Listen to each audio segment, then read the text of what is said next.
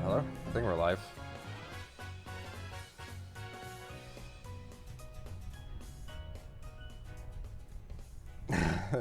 Thank you, Hootie, for the 𝗙𝗘𝗡𝗧𝗜𝗢𝗡 spam.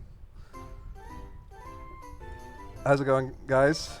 Welcome, welcome. I'm sure many of you... I'm starting out, guys, a little... well, it's a mixed bag. So I'm starting out easy for you guys, but also pseudo-hard. There's a reason for that. So, as opposed to some people who might be familiar with my regular streams where I do like 20 things at once, which I will be doing, I'm kind of going to do somewhat of a tutorial for shiny hunting. So hopefully you guys will learn a bit about shiny hunting. I think shiny hunting in general, to many people, is very intimidating.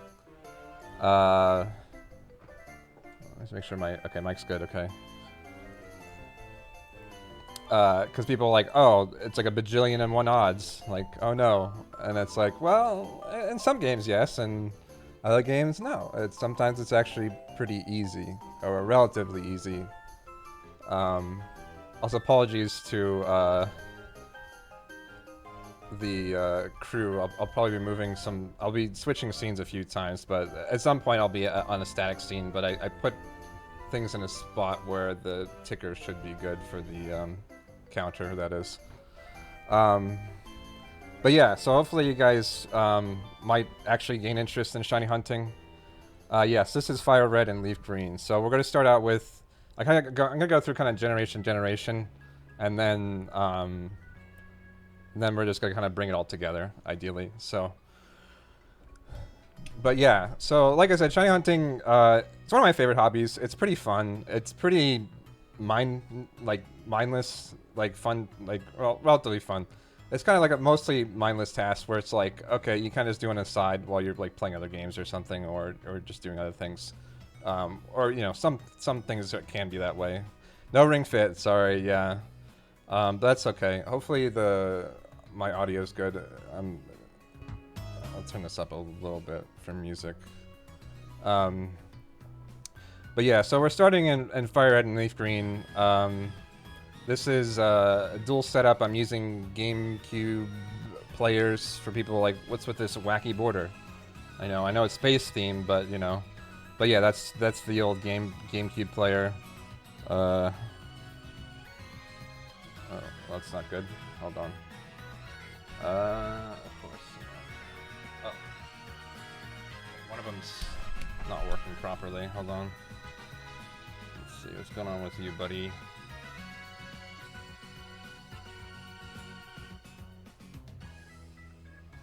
Alright. Not cooperating, huh? I see how it is. Of course. Just when I have everything's like working fine, that's like technical difficulties. Hold on. Let me see. I don't know if Gear or anyone's the tech people here.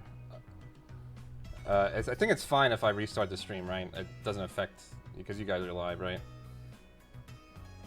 Let's see. You can restart if you need to, yeah. Okay, cool, thanks. I think that might be the fix for this one because it's annoying, but... alright. No worries. I'll be right back real quick.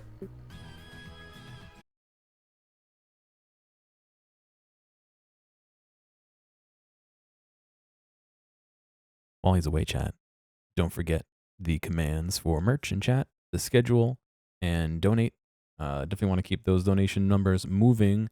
I'm really glad we hit that 1 million mark over the last couple years, but let's continue to make this event our best event yet. Let's see. I'm waiting for Fred to come back here.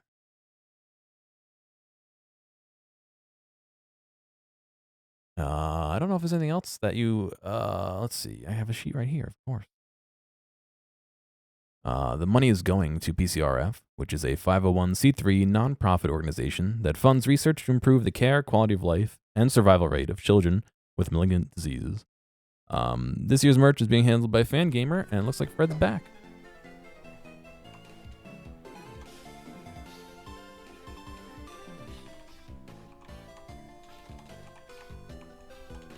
we're back, man. All right, hello, I'm back. Okay, we should be good now, hopefully.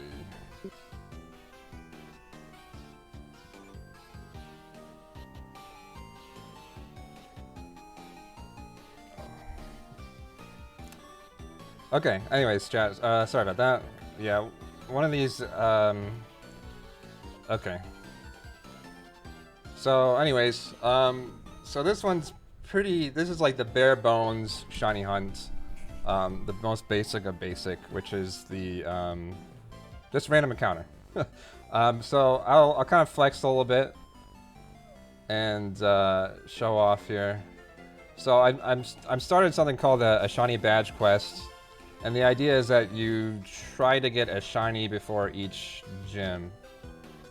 And as of right now, I managed to get a shiny starter. And also have a shiny, I found a shiny Weedle, which I evolved to a Beedrill. So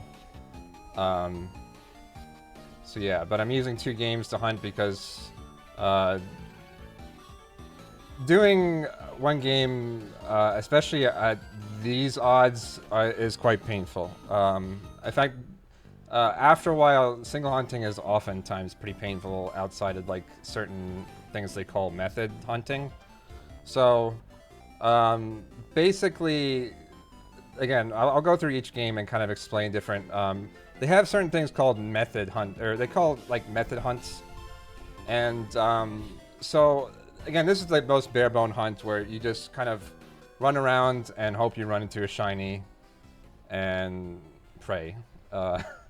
So there's nothing really to it other than just running around like a chicken with your head cut off, essentially, and hoping that you run into a shiny. And if you don't, you just run away. I'm using a GameCube controller, Wavebird, so I can control both games at once. Makes it a little bit easier. But fortunately, what's the best praying method? I don't know.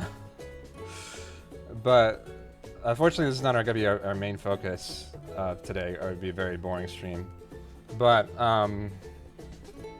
unless we get insanely lucky, but we might. Who knows? But yeah, there's different things to do. So again, GameCube method's decent. I have a few DS modded captures, as you'll find out very shortly. The DS Fat, as they call them, or the DS Original, the Chunky Boy. That one is usually the cheapest / easiest to get modded. I've actually modded all of them myself in a certain capacity where I bought the board and then installed it. It wasn't really, you know, the most modding I really did for that was just carving out the USB port and attaching and detaching a few ribbons, which can be annoying sometimes too, but yeah. Oh, really? I haven't seen that one. There's a lot of interesting shiny variants. What's interesting too, in Coliseum, well, throughout the shinies don't change very often through the games. There's a few like exceptions. Like, for example, in Gold and Silver, Charizard was like this Barney purple color, and it was interesting. And then they're like, let's make him look cool, and they made him like black and red, and he looks awesome. But yeah, shinies don't change too often, but occasionally they do. And there's like ones that are kind of odd, like I think Gligar and maybe Gliscor, and then I think Toxicroaks, or maybe it's Croagunks. Shinies are weird. What's my favorite shiny? Probably Noibat. I really like black and teal. That's kind of like my aesthetic. So like any Pokemon that have like any kind of teal colors tend to be really cool. Also, teal's not a shiny color you see very often. You'll notice, again, especially with this game and Gen 1 in general, a lot of Pokemon are like shiny, like are green. And some of them have grown on me. Like I like Mewtwo. Espeon, I think, is one that is like that's like my guilty pleasure. A lot of people don't like Espeon shiny. And first is Ghastly. That's a good one. Gengar, yeah. Well, at least with Gengar, we got Mega Gengar, which is nice. But we'll see if Megas make a return in the new games or not. Spinda, yeah. Spinda's another weird color change. Yeah, if you have a color change over time. Rayquaza, yeah, Rayquaza. That's a good one.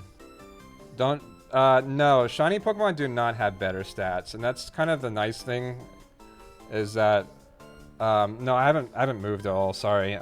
Hopefully I'm talking still.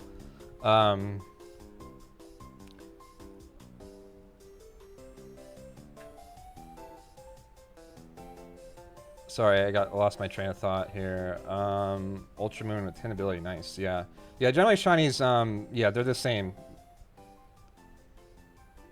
Yeah, Wavebird's pretty good. I need to get like a new control stick on this one. This one's like control stick's seen better days. I don't know how annoying that is to replace or not, but hopefully not too bad. Yeah, unfortunately, that's one thing I have to say about like current old shiny hunting, or what they call full odds. So the full odds of the games one, or well, no, like technically one, I guess. I'll explain that in a minute too. Generations, I guess technically 2 through 5, with the one exception, or two exceptions, I guess, if you consider them separate. And Gen 5, and Black and White 2, not Black and White. And Black and White 2 is when they first introduced the Shiny Charm. And the Shiny Charm, I forgot what the numbers are exactly, but it significantly reduces, or I guess it significantly increases your odds of running into a Shiny, which is nice. But unfortunately, even with that being said, it's still like, I think in Gen 5 it's like 1 in 3,000 or something. But, yeah, the full odds is that it's 18192 is what they call it. So you have like pretty much a 1 in 8,000 chance of running to a Shiny. So not too great in Gen 2 and 5, but, and I don't really recommend it for like people just getting into shiny hunting.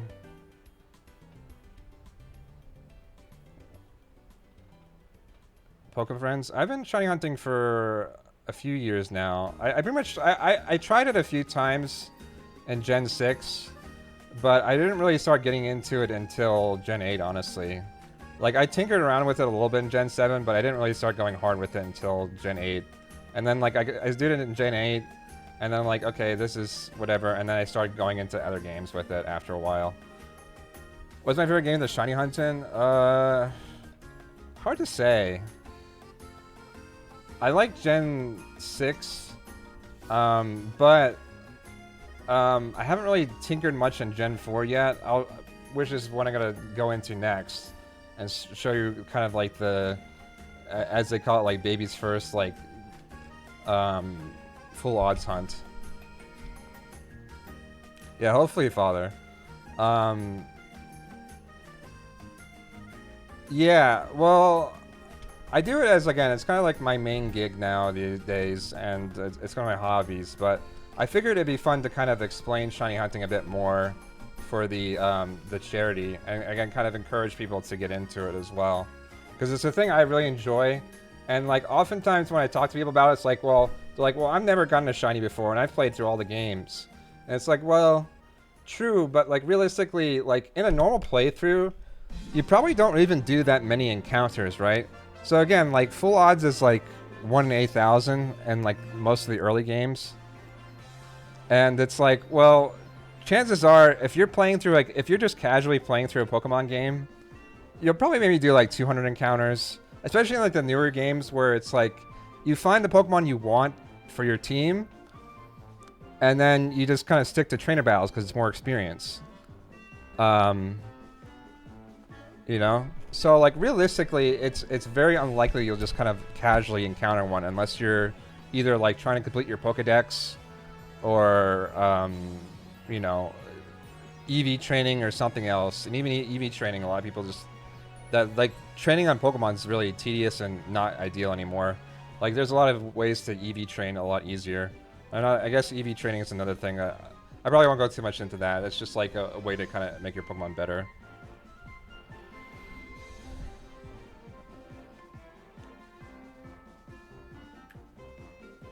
On a Shield, yeah. Well, it's fun. Shield right now, Sword and Shield actually has an event right now too. I probably won't get around to that. I was trying to do that last night. I wasted a lot of time doing that last night actually when I should have been prepping. There's an event right now where one of the dens has a 2% chance to have a shiny Chandelure. So, 2% pretty good. But, yeah, so I think that's enough Fire Red Leaf Green. We'll get into Heart Gold Soul Silver. So let's move over to that. Alright, where is this? This, I know how to fix this. There we go. Okay. Is there any way to get increased odds of shiny? Yes, so I'll go over that soon. So again, for gens 2 through 5, not really. But in some ways there are. So there's a few methods, and I forgot which games they're in.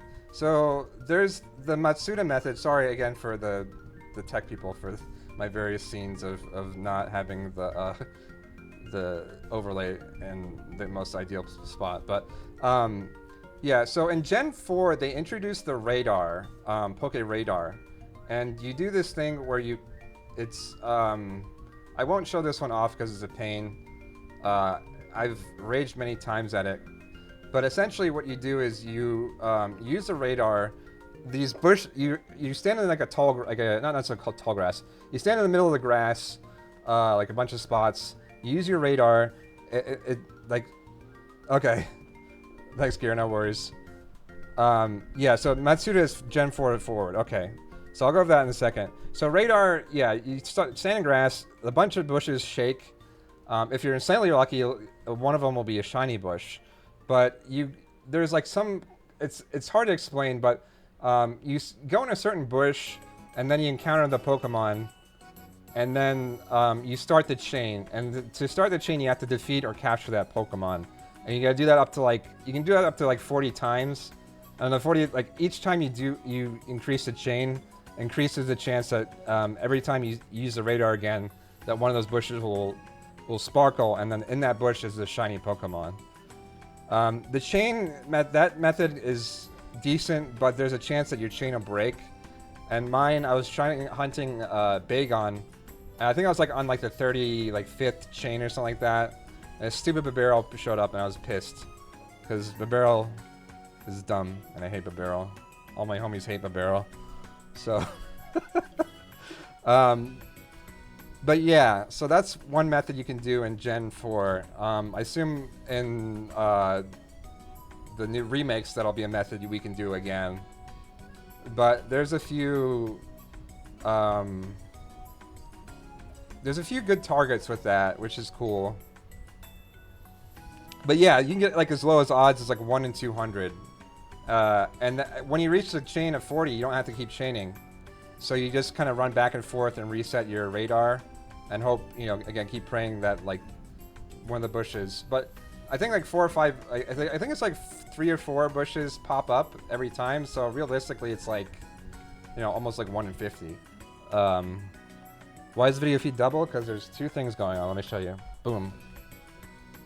So this is Heart Gold Soul Silver. This is I think people's the most recommended full odds hunt, where essentially it's a starter hunt, but what's cool about this hunt is you get to see if the Pokemon's shiny from the screen.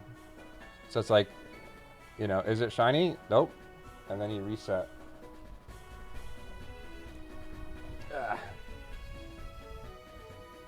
But you can see it from that screen, so you don't have to go through all this text and go check the status screen and blah blah blah.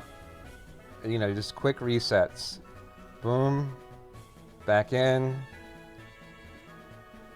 Check again. Left. Nothing. But yeah, you can see on the screen if it's shiny or not. So you have a chance. You pretty much can check 3 different Pokemon if they're shinies from the get-go. So.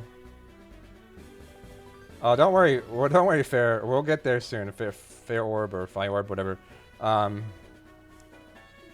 Is there a reset counter? No. I won't do a reset counter because it's going to be too annoying to juggle, unfortunately. So, yeah, you get 3 chances. So it's 3 in 8,192. Great odds. So, besides Soul Silver and Heart Gold being amazing games, this is a great, either, first starter hunt and or like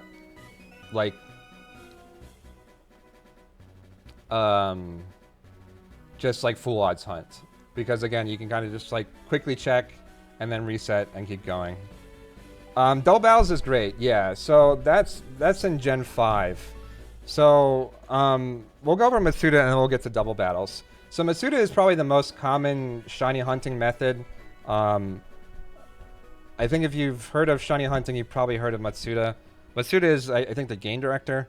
Named the game director, named after him, I believe. Yeah, we'll get there, Broken Luigi. But yeah, so Masuda Method is pretty straightforward. Essentially, the basic concept is use a Pokemon of your, well, I guess it pretty much just 2 different regions. And the region's just based on the language. So let's say, well, the most common thing people do is they get like, they'll play English game and they'll get like a Japanese ditto. The misconception I think with that is that it has to be a Japanese Pokemon or it has to be a ditto. You can use it, pretty much use it with anything. But ditto's just more ideal. But pretty much you put a Pokemon in the daycare with a foreign game, so it could be Japanese, German, Spanish, whatever. And as long as they're different. So you can have like a Spanish and German or Japanese, English. Doesn't matter, as long as it's not like Japanese, Japanese, English, English. And if you put them together in the daycare, there's an increased chance of, of the egg being shiny. Excuse me. Yeah, good luck getting it pre-Gen 6. Yeah, that's fair. But realistically, if you're doing Masuda Method, there's no reason to do it like earlier than the current gen, unless you're trying to get a specific Pokemon that's not available. But I think you can get everything in Gen 7 or 6 anyways, so there's no reason to really... you know. I would find it kind of asinine to hunt in using this method. Like, it's again, it's a method. If you're gonna use method hunting and want to get it as fast as possible, there's no reason not to hunt in the using methods in the later gens. Again, anything Gen 6 or above has increased odds as well. So again, Gens 2 through 5, technically Gen 1 you can get shinies in, but it's a real hassle. And most of the time, people when they do it, it's like this weird thing where sorry, I'm doing a lot of talking, but at some point, we'll focus a bit more on the actual hunt themselves. But yeah, hopefully you're learning things and understanding how the hunt goes. But Pink Onion, hopefully. That's one I'm working on as well.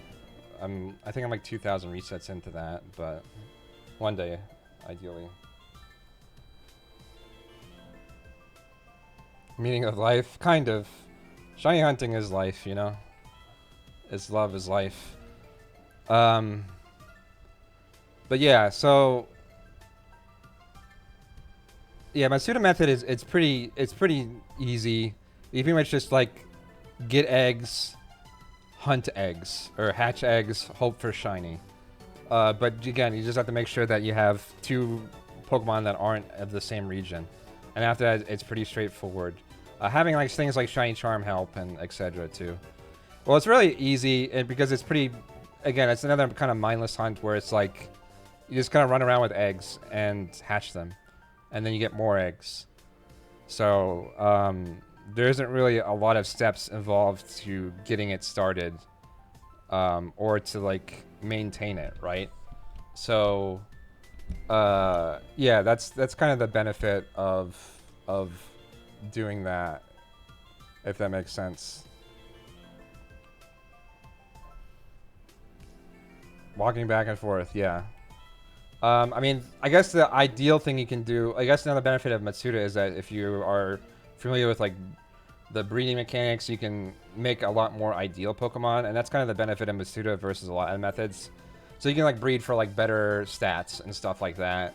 And then like as you're breeding the shiny, you should have ideally, even in like a worst case scenario shiny, it should still be really good stats and have like ideal nature and blah blah blah. The only thing that's kind of annoying to like manipulate when you're trying to hatch for shinies is the ability. Because a lot of times it's like not the ability you want. Like I hatched a shiny score bunny. I was hoping for the hidden ability and I didn't get it. And that was before they added the hidden ability capsule, so I was kind of pissed off about that. But fortunately they added hidden ability capsule, so I don't have to worry about that. So Dynamax, we'll get to that.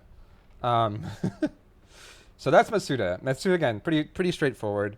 It's probably the most common shiny hunting method, and it's used, like, most people I know who've ever shiny hunted at, like, any capacity probably use that method, like, at least like, to get started. And that's usually one of the ones I kind of recommend for starting out, too. In the latest game, in Sword and Shield, if you do the Masuda Method, I believe it's, like, 1 in 5/12 with the shiny charm. I guess it's any Gen 6 or above would be that. So again, for Gens 2 through 5, it's 18192, with a few exceptions again with like a radar hunting. I think they're double hunting is still full odds, but in a few games there's a few places where you can get like double encounters. Like I think in like Eterna Forest. I forgot if it's in Gen 4. I know in Gen 5 there's like a few places you can get double hunts. But you can like you can counter 2 Pokemon at once. I think Gen 4 you can. Yeah, so I think Gen 4 and 5 there's a few places you can encounter like 2 Pokemon at once. And then you can like, essentially increase... That doesn't really increase your odds, it just like increases the, encounter rate. So you encounter 2 at once. Yeah, you guys taking notes? We're going to do a test at the end of the stream. Yeah, in Gen 5 they added Horde Hunting, which is where you encounter 5 Pokemon at once. Again, same odds, but you can get like Shiny Charm and stuff that increase the odds with that too. But Horde Hunting is actually pretty fun. Test? Oh no. Yeah, that's definitely a Hope Kappa there. But yeah, so... Yeah, there's things you can do to like guarantee shinies, but that's not really fun. You might as well just like use action replay. I've done that a few times just because it's like, oh, this is kind of neat, but then it's like, this is kind of lame because it's just like guaranteeing shinies. They have something like that in current gen, and I hate it, is the raids. And I participated in the raids. It's like, oh, cool, I'm getting all these free shinies, but then it's like, yeah, but it's like free shinies. It doesn't feel earned. It's kind of lame. Like, at the end of the day, like, shinies to you are what they are. I don't think, like, me, like, for example, like, yeah, I found, like, shiny Weedle and Squirtle, but, like, it's not any different than me finding, like, a shiny, like, Matsuda egg, A shiny is a shiny, so it's cool to get it no matter, like, regardless of how I get it, assuming I'm not, like, using, action replay or abusing, like, RNG abuse, etc. So... Yeah, the only raids I do nowadays are the ones from that have like the specific boosted odds for like a specific event. Like, again, for this weekend they have like a spooky ghost event. Even Pokemon's like ready for Halloween, where there's like a shiny Chandelure, like a 2%. So, yeah, ain't much, but it's honest work,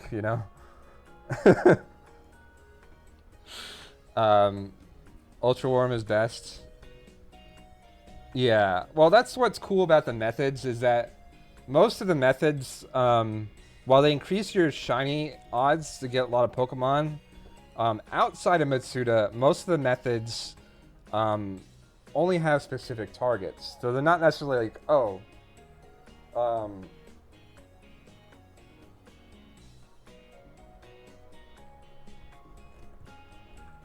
goodness. It's like, you can shiny hunt, but it's like, oh, well, you can only get certain ones from this, Oh, I don't, whoops. Oh, shoot. Hold on. I've been, like, pressing my, Actually, that's fine, yeah. Okay, good. I've been, like, pressing my Switch controller, like, randomly spamming A buttons since I'm so used to doing it. But I didn't screw up with anything with that, so... When were shinies introduced? Technically Gen 2. You can actually, so for the, you can technically transfer in Pokemon from Gen 1 and they can be shiny in Gen, if you like, but again, kind of a hassle. And again, a lot of people end up using like glitches and stuff to like attempt to find them, like overflow, underflow glitches and stuff. Like, I think the most viable Pokemon to hunt in Gen 1 that could be shiny is Mewtwo. Because in Gens 1 and 2, shininess was determined by something called DVs, which are very similar to IVs. And based on the DVs, that would determine the shininess. So you can check the DVs of Pokemon, but the accuracy is based on, like, the higher your Pokemon's level, the more accurate the DVs are. So, like, Mewtwo is the highest, I think, level Pokemon you can encounter in Gen 1. And if you can kind of match up and see what the DVs are supposed to be for the shiny, and if they match up, then it's shiny. But, yeah, so that's how that works. But yeah, the shinies were officially introduced in Gen 2. But technically, you could shiny hunt in Gen 1 and transfer it and then be shiny in Gen 2. You can play Gens 1 and 2 on the Virtual Console, and that's pretty convenient. So, and what's cool too is, again, I know someone mentioned Celebi, and you can actually hunt Celebi in the Pokemon Crystal thing. So, pretty handy.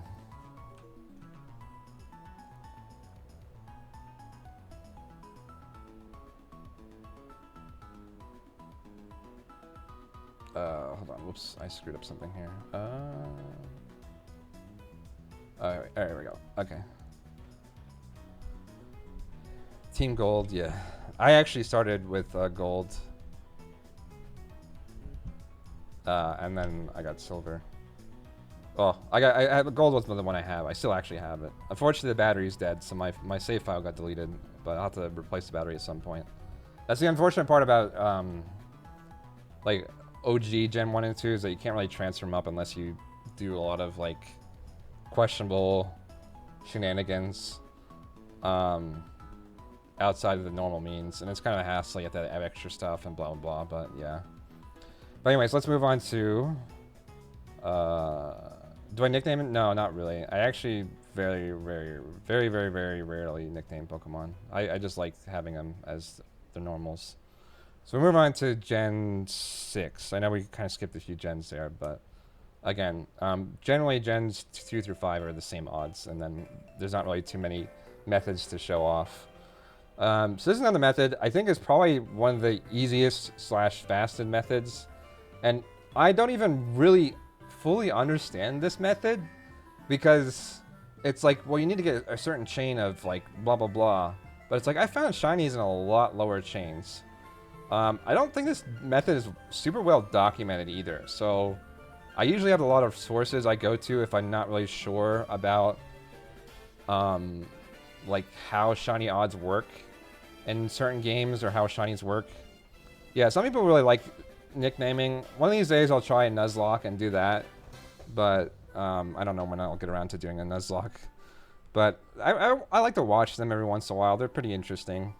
I like to watch, I know John Stone does a lot of Nuzlocks. I like to watch him quite a bit, so. But yeah, so we're moving into Gen 6. So Gen 6, what was, I think why a lot of people got started into shiny hunting in Gen 6. In Gen 6, they changed the odds from 1 in 8,000 to like 1 in 4,092, or wait, hold on, 18192, oh, 496, sorry. So 4,096. So obviously still pretty rare, but a lot better. I mean, they pretty much cut in half. It's pretty much comes down to, yeah, 496. Thank you. Sorry, my brain is, it's hard to keep track of these numbers, even though I'm like really good with numbers most of the time. But yeah, so they cut the odds in half. So, but they added, this is the generation they started added like actual like a lot more methods to hunt. So I'm showing off chain fishing because it's probably one of the easiest and fastest ways to get shinies. Unfortunately, with chain fishing, your targets are all water Pokemon. So if you're looking for, you know, specific fire type or something, good luck. So unfortunately your targets are kind of limited, but it's still a good way to get some cool shinies. So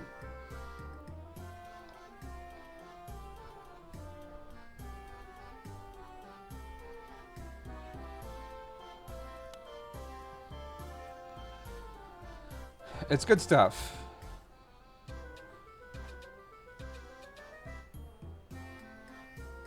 That's what I was saying. Yeah.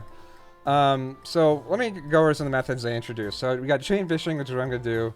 Pretty much the idea is that you keep fishing in a specific spot, and I guess it's ideal to be in rocks or near rocks or something like that. And then another thing you ideally want to have is a Pokemon with suction cups. I think there's a few abilities, but suction cups, I guess, increases like the chance of getting a fish or something. I don't know. There's a lot of abilities have like secondary things to it. So like sticky hold, yeah. That aren't actually guarantees a catch. Well, assuming that you play the minigame right. But yeah, so it won't be like, oh, you know, didn't find anything, I guess. Yeah, so it does like negates all moves and items that force switch out. But there's a lot of abilities have like secondary, yeah, bite, not catch, yeah. A lot of abilities have like secondary things, like magnet pull increases like encountering like certain Pokemon, things like that, I guess. So I don't know. You pretty much like. I wish there's probably a list somewhere that this is X and Y. This is particularly Y. There's probably a list somewhere that like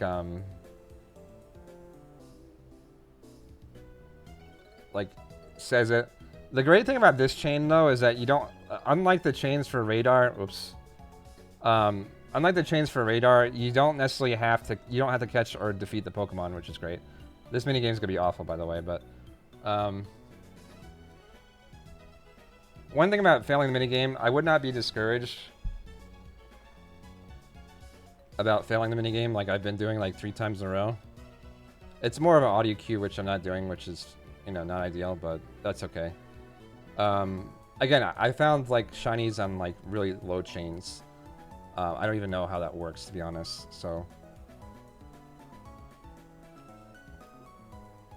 But yeah, so just having Octillery, I just use Octillery as my lead, because Octillery is pretty easy to get. I actually got him from Friend Safari, which is another great method that I use, and hopefully I get a chance to show off, but we'll see. Chain of 3, yeah. So yeah, you can find some shinies pretty quick. I feel like this is probably one of the faster ways to get shinies in general of the method. So there's chain fishing is again what I'm doing here. Again, I think it's 20 chain or higher is like the optimal.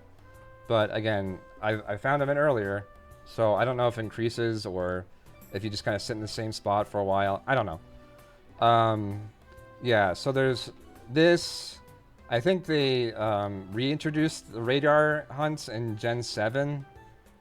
I think there's Dex Naving. I don't really know much about Dex Naving, but I think it's like a weird thing where you like, there's like Pokemon that like show up in shaking grass on like roots, and then if you counter them like a million times, then like it has a chance to like increase chances of having like certain abilities, like hidden ability, better stats, shiny, blah blah blah. Horde hunting is probably one of my favorites. Horde hunting is great because pretty much you use a Pokemon with like sweet scent on a route, and then 5 Pokemon show up, and hopefully one of them shiny. The only kind of one, there's a few encounters with that that's kind of worrisome, mainly being Geodude, and also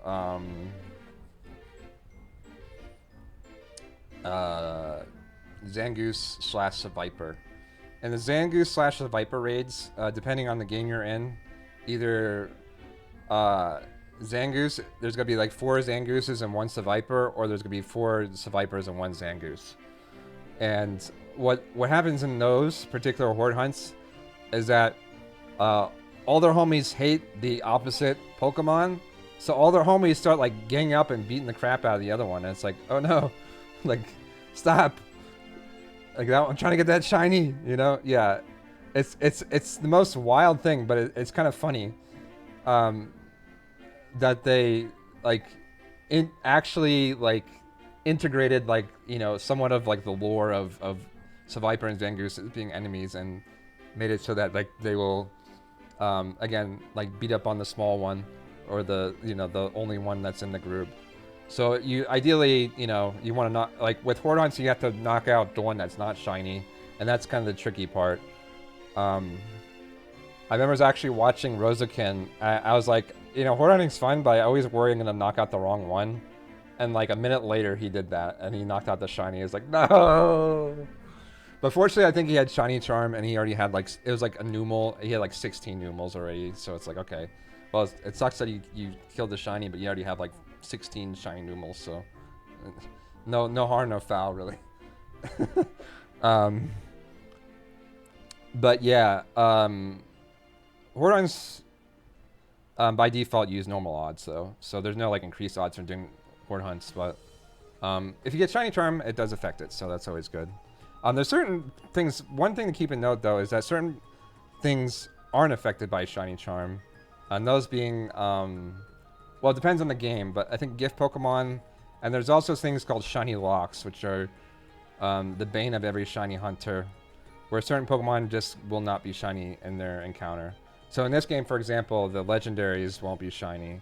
So like if you're trying to hunt Zygarde, for example, or like 𝗖𝗣𝗘𝗦𝗧𝗜𝗢𝗍, whatever, Xerneas, yeah, most box legendaries won't, you can't get shiny. But it depends on the game. So for example, like I can't get 𝗖𝗣𝗘𝗦 or Zygarde or Xerneas shiny here, but in Gen 8, I can counter them there and get them shiny. So it's like Pog, you know? That's Poggers. So that's one thing to keep in mind when you're shiny hunting, is to do some research before you kind of just go at it. I've never done Nuzlocke, no. I talked about that a little bit earlier, but no, well, I talked about the idea of doing one, but I've never mentioned that. I've never done one before, but I'll have to try at some point. Yeah, the bacon bird, our favorite bacon bird. But yeah, I hear Nuzlocks are fun. I'll have to try one at some point, or like try like a randomized Nuzlocke or something, so. Yeah, I was gonna say, I think normal Nuzlocke would be kind of boring, but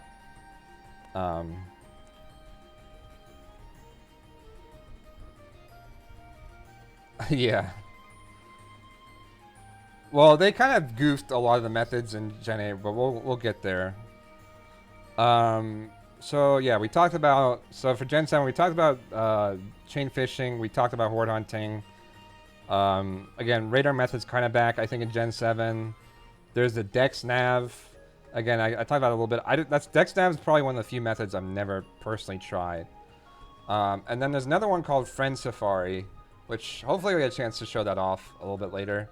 But Friend Safari pretty much is, there's a thing in the post game of X and Y where you can go into this area and you talk to this lady, and she's like, yo, you got any homies? And it's like, no, Sag.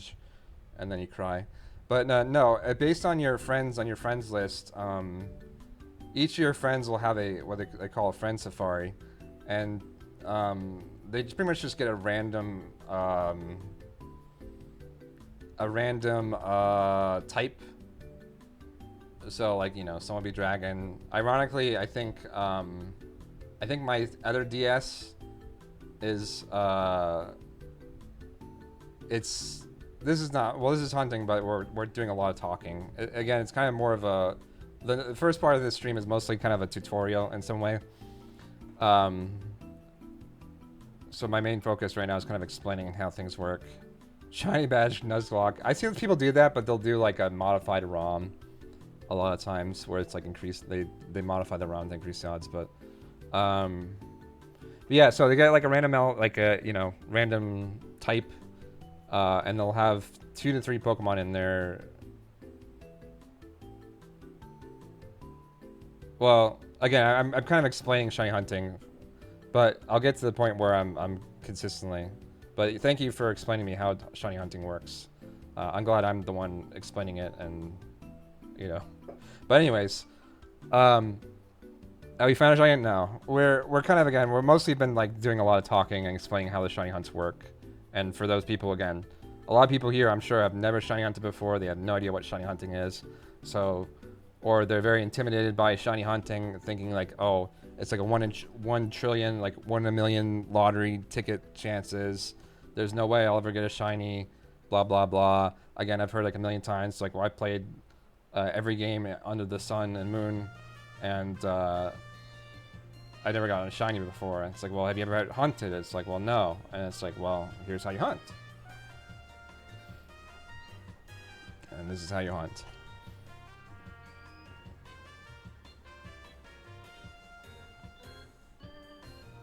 No, I mean, I'm saying that I'm trying to explain it, and I'm not as focused on the hunt as I usually would be. And explaining a lot of data is a lot harder than explaining a lot of data and then trying to focus on a hunt. So when I'm done explaining, which I will be at some point, I'll be a lot more focused on a hunt and pretty much being, you know, in hunting mode. So, what's the Pokemon? Yeah.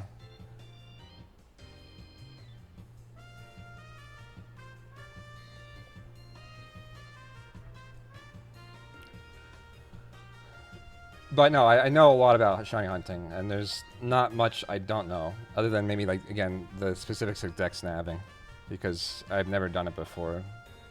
Because it honestly seems like one of the more tedious hunts to do.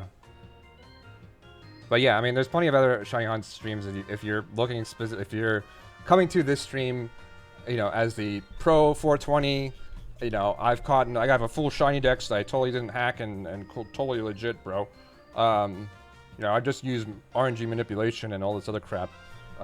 Then I'm sure there's plenty of other streams on Twitch you can go watch that are doing, you know, shiny hunting. But anyways, I digress.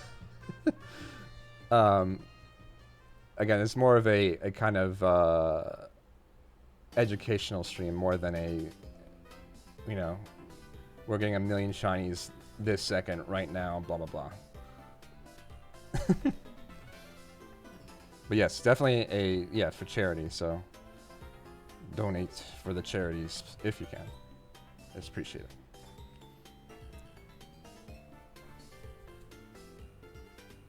Sounds like schoolwork. It's really not.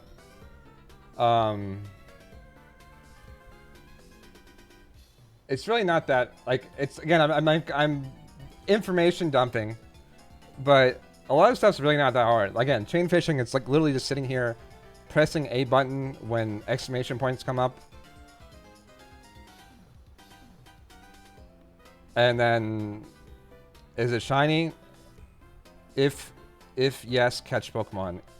Else, run away. You could literally program a bot to do like half the shiny hunting, and people have done that.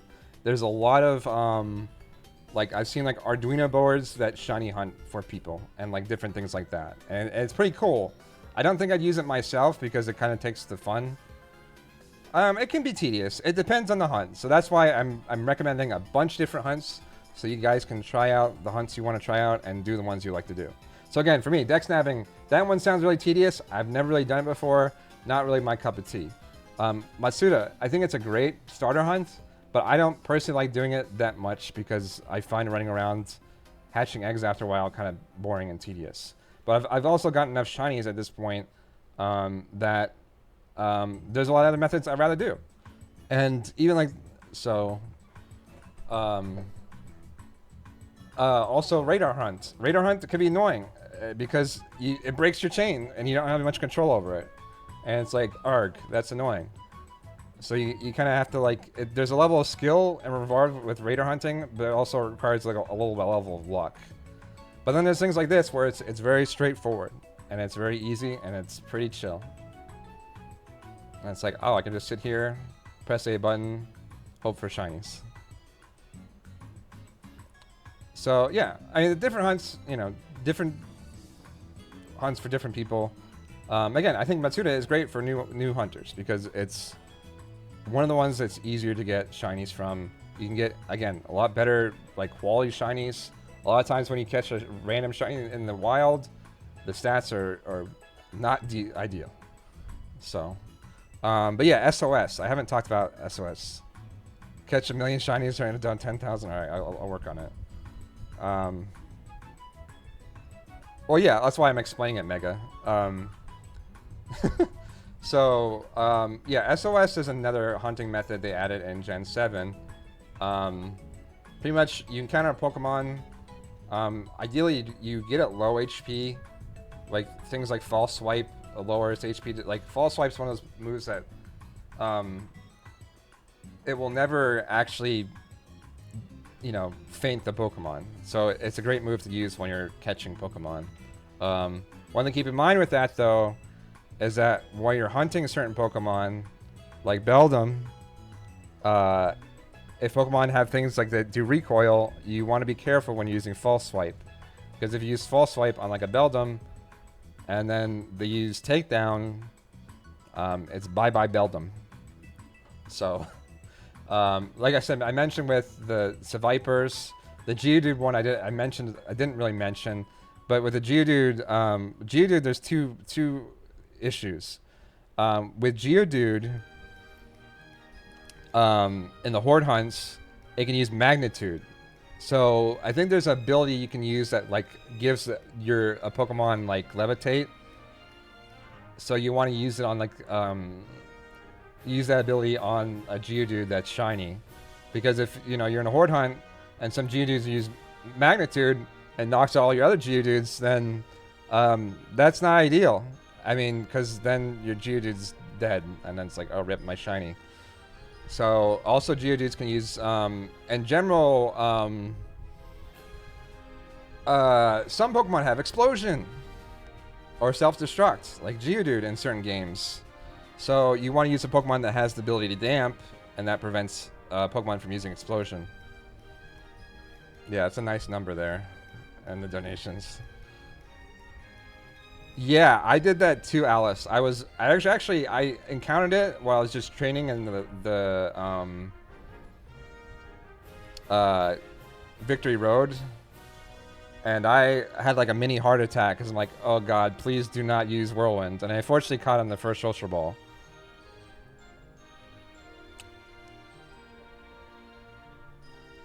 So that was very nice, just like the donation number. But yeah, unfortunately, yeah, Whirlwind and stuff like that sucks. Yeah, don't assume sturdy. With Whirlwind, I believe, depends on the game. Whirlwind, in the newer games, if your Pokemon is higher level, then Whirlwind won't affect it. I think there's other moves or abilities that prevent Whirlwind in older games. So that's one thing I kind of recommend doing as well. If you're specifically hunting a specific Pokemon, do a little bit of research before going after it. I made the foolish mistake of when I was hunting a Riolu recently, and I didn't realize it had the move Final Gambit. And Final Gambit, pretty much what it does is it commits Sudoku in an attempt to take down the other Pokemon. And that's really bad, because then you can't catch it if it's not alive.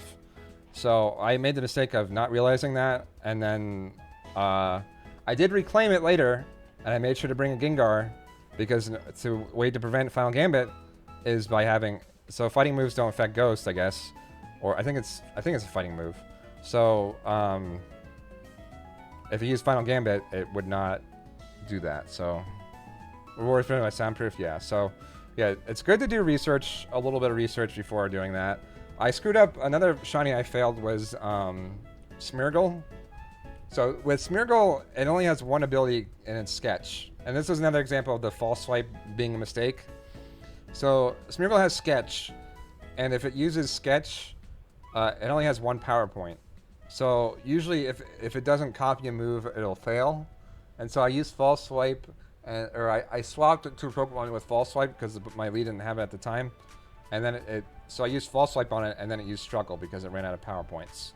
And then it was dead. And I was like, oh.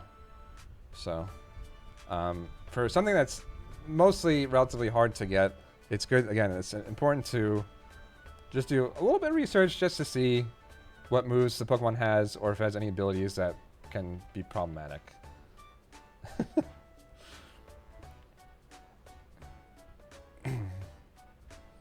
But yeah, so SOS hunting, I don't think I got, again, my thoughts are always like all over the place. Oh, nice, congrats, Dark Bobby, or Dark Boy.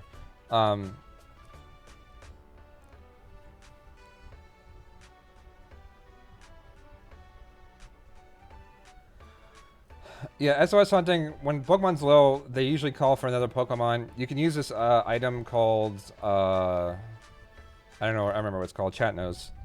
That like makes it more likely to call on the Pokemon, and also is a good way to like waste a turn, so that you know you're not damaging Pokemon when you don't need to, or you know just want to waste a turn, not like waste resources. Adrenaline Ball, there you go. But yeah, it calls on the Pokemon, and then you knock it out, and then hope the next Pokemon it calls will be, you know, and keeps calling other, you know, it continually calls other Pokemon. You can only call, you can only have 2 Pokemon at a time, but essentially you knock out one, it calls another, or just keep knocking out, you know, whatever one that isn't low, and then ideally eventually call one that is shiny. And that there is a chain, and Ultra Sun and Moon, the chain doesn't reset, but I think in regular Sun and Moon, the chain goes up to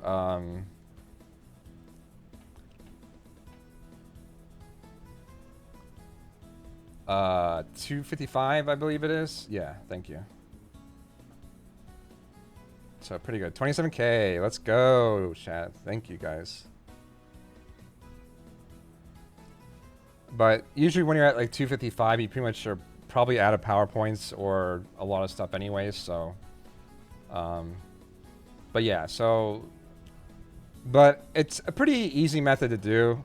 I would have showed that one off for the stream, and I've gotten some pretty good luck with those. But it's also a lot of kind of maintenance when I'm...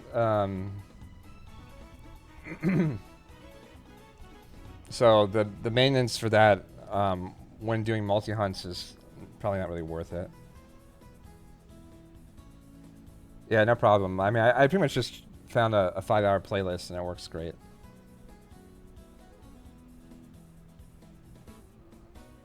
Yeah, I think Shiny Corso is a really nice one. I actually already have a Shiny Octillery, but I figure this is one I don't have. I was actually hunting a Shiny Corso in Friend Safari. I found a Shiny Shuckle the other day, but yeah, so Friend Safari, there's a huge list of like Pokemon you can find in the Friend Safari, but essentially your friends will have 2 Pokemon in their Friend Safari by default. They'll get a 3rd Pokemon in their Friend Safari if they beat the lead 4. And there's like a Reddit you can go to that you can find people like with the specific Friend Safaris you're looking for. What do the little friend Pokemon look like? Probably a dragon. Wingull, Sumo, yeah.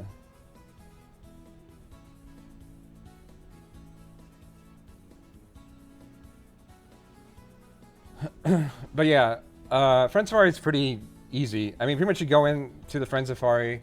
It's got pretty high odds. I think I have conflicting information on this one. Some people say it's 1 in 512 by default, even without Shiny Charm. I believe it's like 1 in 800 without Shiny Charm, and then like 1 in 500 with the Shiny Charm. But yeah, I think Friend Safari is a great, also like early introduction for someone who's like just wants to try shiny hunting. And because it's pretty much just, it's like, oh crap. It's pretty much just like random encounters, but there's only like 2 or 3 Pokemon you can encounter. So it makes it really easy to kind of target the Pokemon you're looking for. And then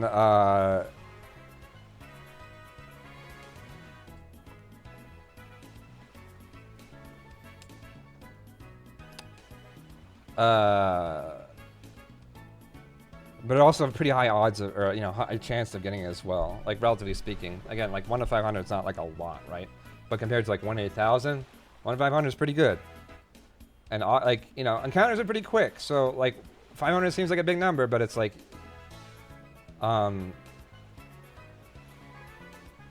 you'll get there a lot faster than you think you will. So, oh yeah, let me retweet that. Speaking of Twitter, that's a good idea.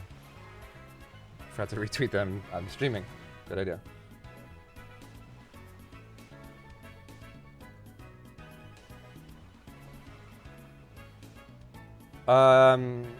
Yes, Goozly. There's a few that are a huge pain to get for shinies. Those primarily being Manaphy and Jirachi. And there's probably another one I can't remember off the top of my head. But Manaphy and Jirachi hunts are probably the most tedious ones to do. Manaphy is probably the hardest shiny to get. Because you can only get it...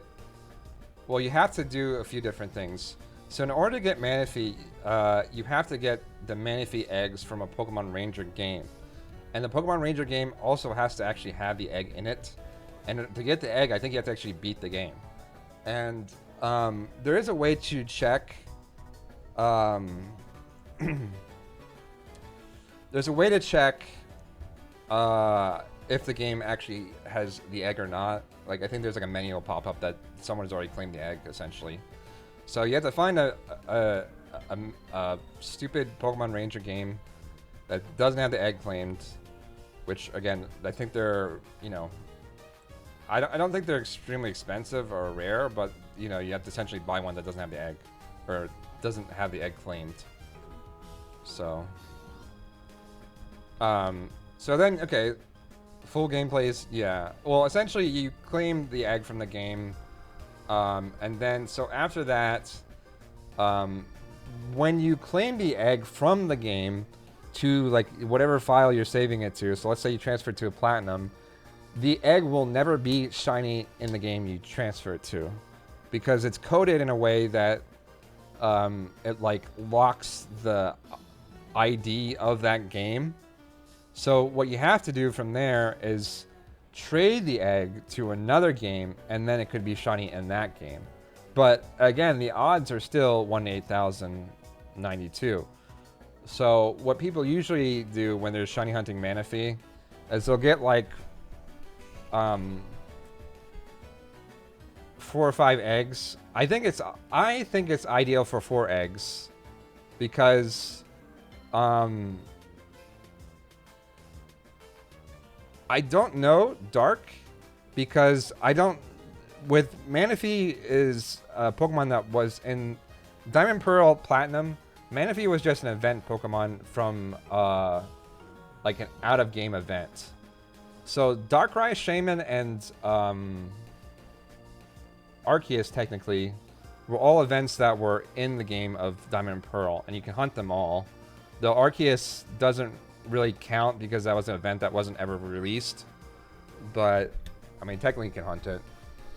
But Manaphy was never a Pokemon that was, like, huntable in the game at all. So...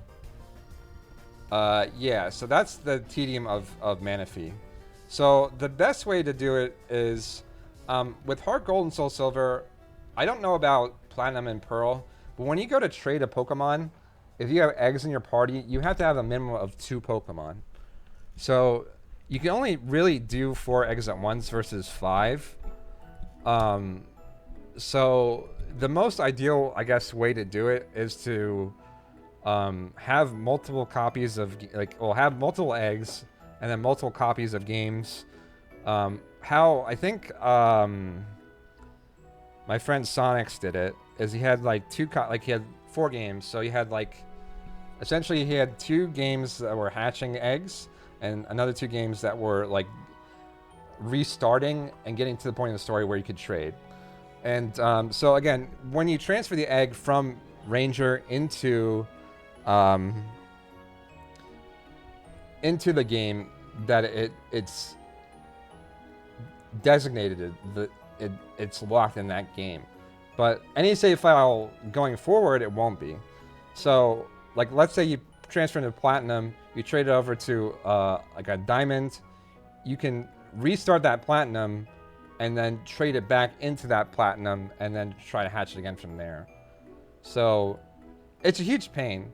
And I think the resets from getting to where you can trade, catching multiple Pokemon to trade, and then actually trading and then hatching, I think is like, I think the fastest they've done is like 12 minutes. And that's seemingly like extremely well optimized. But yeah, it's 12-minute resets. I guess it's 4 Pokemon at once, so it's like not that bad compared. I guess technically in that regards it might be faster than Jirachi, but realistically it's a pain. So not many people have done that hunt because it requires a lot of work and ideally a lot of games.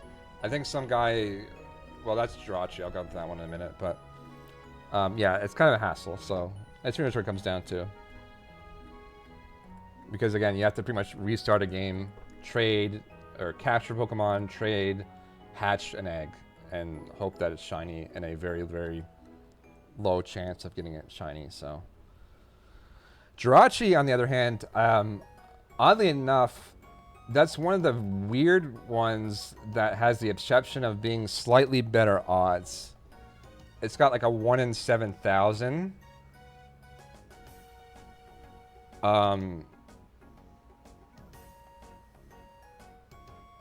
0 total IVs. 0 IVs can actually occasionally be good. I kind of wish they added like a rusty bottle cap or something. But yeah. Longest session. I don't really keep track of like time wise. A lot of times like some hunts take a couple months. If it's like, but it's hard to gauge that because sometimes like it'll be a hunt I'll do every night, or it'll be a hunt I'll like pick up and then take off and then pick it up again. I think it's one of the good, like one of the things I recommend with shiny hunting is it's good to, if you're kind of getting burnt out by a hunt, it's good to either like take a break or to just like try something else. So that's why I also, like a lot of people who do like full odds hunts, like some of them just do purely full odds. What I like to do is I'll do full odds hunts, but then I'll like do Dynamax adventures on the side or like to take a break. Or I'll do Friend Safari because it's like pretty simple. But I don't really know what my highest count was in total. I haven't done a lot of full odds hunts. I know a few of them have gone to like 4,000 or higher, but I fortunately haven't had any like 20k hunts or anything crazy like that. Thank God. I think that's like the biggest fear of like most full odds hunters is like going to like crazy odds. I think the highest I've seen from someone else is like 70,000. I've seen a few that are like 100,000, but yeah, that's like really extreme.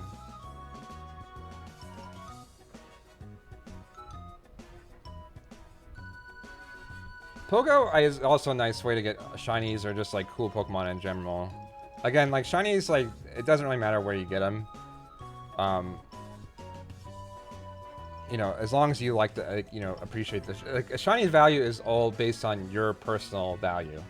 My only kind of, again, outside of like hacking, I think all like shinies are pretty much like valid. You know, as long as you're not doing anything kind of like sketch to get it. You know, it's fine with me. You know.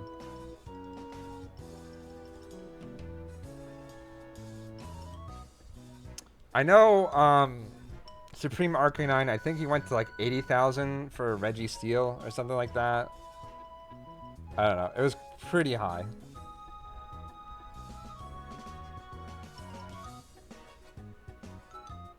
Yeah. Well, it's funny you say that.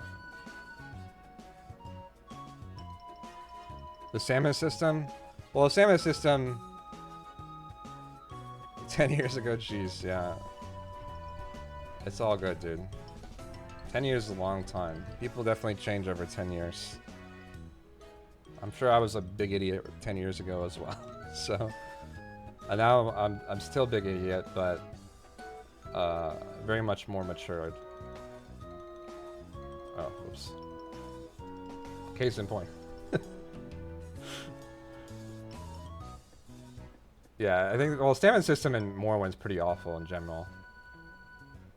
Big shiny day, exactly. I don't know. I've learned a lot over 10 years. It's been quite the experience.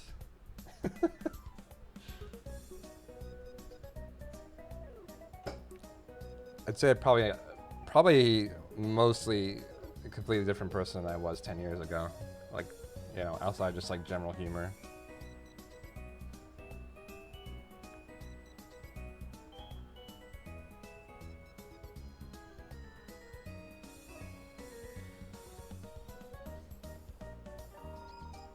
Raid adventures are fun.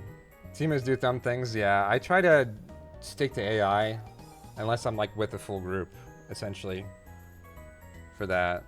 I think we've done enough of this for now. I kind of cheated on this chat, and I'll let you guys decide the fate of this. So, while I was trying to set up for this hunt, this little man in the corner there kind of showed up, and I was like, ugh. So I'll explain. So this is also the like this is like the de facto, like probably the best game to start shiny hunting in if you're new to shiny hunting. This is Gen 7.5. I don't know what people want to call this. We're gonna go to the polls. But so when I was setting up for this stream, I got a chain of 29, I was gonna say Kirby's. They're pretty much Kirby's, 𝗚𝗢𝗦𝗧𝗜𝗢𝗢.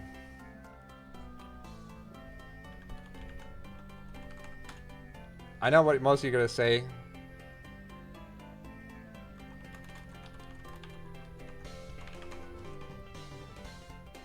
So this is fine. This gives me a little bit more time to, oh, whoops, what the, Tarnations? Hold on. There, you can do a straw poll.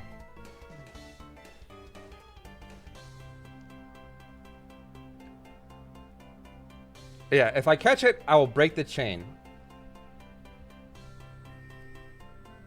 And I'll have to catch things over again. And I don't know if I want to do that, because I kind of want to move on to just like group shiny hunting.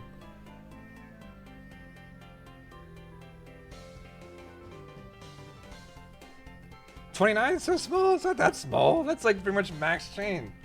So I'll explain, chat. So in this game, so shiny hunting is probably the best.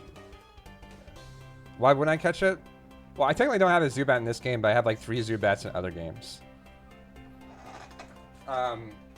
This game is like probably one of the easiest ones to start for shiny hunting. So how to shiny hunt in this game? I should have explained before putting the poll in the chat. Yeah, but you can't get Crobat in this game, unfortunately. And Pokemon Let's Go, Eevee, and Pikachu, there's... Well, this is pretty much the main way to do it. So, there's a few things that increase your shiny odds. So you have the base 1 in 4,000, but then you also have the shiny charm, which brings it down to about like 1 in 1,300. And then you also have something called the incense, or what is it called, incense? I don't know what it's called. Lure? Whatever. I'm thinking of Pogo, sorry. So then you have lures. Lures also increase your shiny odds. And then on top of that, and wait, there's more. So on top of that, there's chaining. And in this game, there's catch chaining. And so every time you catch the same Pokemon consistently, as you can see from my box here, hold on. I had like a million, oops, Bulbasaurs or whatever. And now I have a million Chanseys and a million Nidorans and now a million Clefairies. So every time you catch a Pokemon the same, increases your chain. And then when you reach a chain of 31, and note this, chat, 31, then you have the max odds of catching a shiny. Some people keep going for some reason, and increasing your chain past 31 does not increase your odds of getting more shinies. What it does increase is your chance of getting like items or experience or some other crap, but no one cares about that because most of that stuff you're not really trying to get anyways. You only care about shinies. All the other items and stuff you probably don't really need, and you don't really need the experience either. So, I see a lot of people like, oh, I have like 200 chain. Like, why are you wasting all your Pokeballs, dog? Yeah. So a lot of people keep chaining for some reason, and I don't understand why. So when you reach chain 31, you have the max chances, like 1 in like 250. It's like probably some of the best odds you're gonna get in any game, and it's great. So for a lot of new hunters, you come in to play this game, and it's like, oh, poggers, like you get shinies like left and right. In fact, I have so many shinies, I don't even want this shiny. And it's like, you know, what do you do then? Like, let me look at my chances. I think I have like, let me see. Let's see how many shiny chances I have. They're in here somewhere.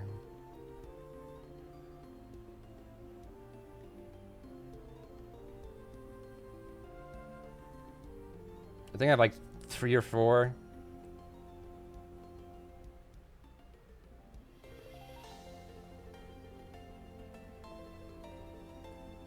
So many chances. Hold on. I think I... Okay, there's one here. There are probably more down here somewhere. I don't know. Alright, well, anyways, I don't know where they are. There they are. There's 2 more down here. You know, 3 or 4. So I have a lot of chances. I'm doing a lot of different games than 𝗖𝗘𝗦𝗧𝗜𝗢𝗡. Also, Twitch encourages you to stream in the current directory, because a lot of times the other Pokemon directories are dead. So for the chance of alright,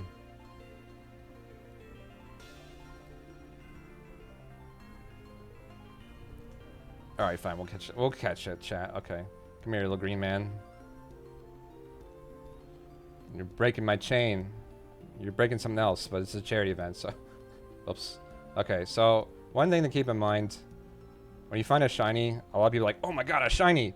You kind of freak out. You want to just kind of calm down. Give him a nice little berry. I don't know what his animations are, so hopefully that's not a bad animation. If you really want to optimize catching too, you'll use the second controller and give yourself a second thing. So now I have a shiny Zubat. And a shiny not Crobat, the other one. Alright, well, we'll talk and we'll start a new chain. Technically the first shiny, but again, I kind of cheat because I started doing this before the event. In fact, you already started my next chain, Zubat. You'll be my chain man. Alright, Zubat. So, one thing when you're chaining, of course he moves around a lot. Of course he does. One thing when you're chaining is, and when you're finding a shiny Pokemon in this game, Pokemon have different animations in this game. And Pokemon can run away, and that's the biggest deterrent of this game, and that's why I don't always go, like, if Pokemon didn't run away, I'd be like, if you're new to shiny hunting, play this game, shiny hunt in this game. This should be like your de facto game to shiny hunt in, as like a starting to do, like, hunting. Yes, the only way you get Melmetal is through Pogo currently. There isn't I think there's an event in home that gives you I should have just stuck with Clefairy. Yeah, fine, I'll do Clefairy. It's easier. This guy moves around too much. And we're also Mount Moon and we're in space, so it makes sense to have Clefairy. So Pokemon can do 2 different animations. They usually do a base animation just to like be annoying, and so it's hard to catch it. And then sometimes they do another animation where it's like, I'm angry and I'm gonna run away. And when you see that animation, you don't get fired, you quit. And you want to quit, because if you don't quit, you get fired and your chain is donezo. And you don't want to get fired. So that's Clefairy's base animation right there, where it just like does the double slap like grr. And it's like, okay, you're not angry yet, but you're just like not happy. So with that, but if you run away, your chain isn't broken. If you encounter another Pokemon, your chain isn't broken. The only way to break your chain is either by like turning off the game system. Come on, stop avoiding me, dog.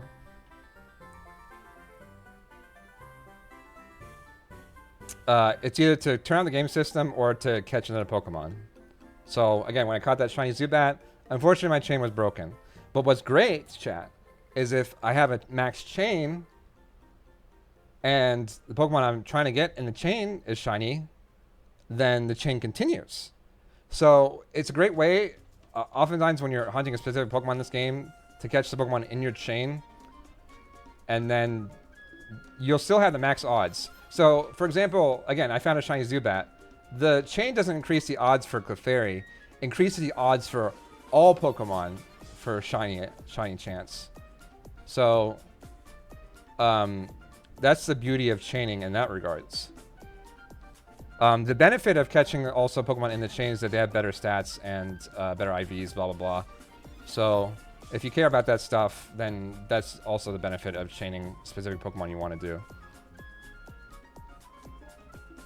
But yeah, this chaining thing is pretty much exclusive to Let's Go. I think people thought this was a thing in Sword and Shield. That's not the case. We'll explain how disappointing Sword and Shield's shiny methods are in a few.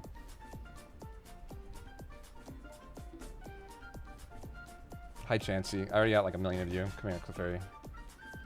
Also, when you catch Pokemon in a chain, they're also more likely to show up as well. So, if, like, for example, there's like rare spawn Pokemon, and there's also just Pokemon that are rare in general. If you kind of be a bit patient and wait for the kind of get your chain up with them, then you'll get a lot more chances at catching those Pokemon as well. So yeah, when I recommend shiny hunting to new players, I think of games like this. Again, it's pretty easy to get into. Chaining is pretty easy. When you find a shiny Pokemon, ideally you use like a berry just to make it either calm down, but ideally you want to just have the higher catch rate, and then you just kind of want to focus on catching. You don't want to like throw balls all willy-nilly. A lot of times to piss off a Pokemon, the best way to do that is just like throwing balls like oh my god, I gotta like throw a ball like right now, and it's like, and then you miss and screw up.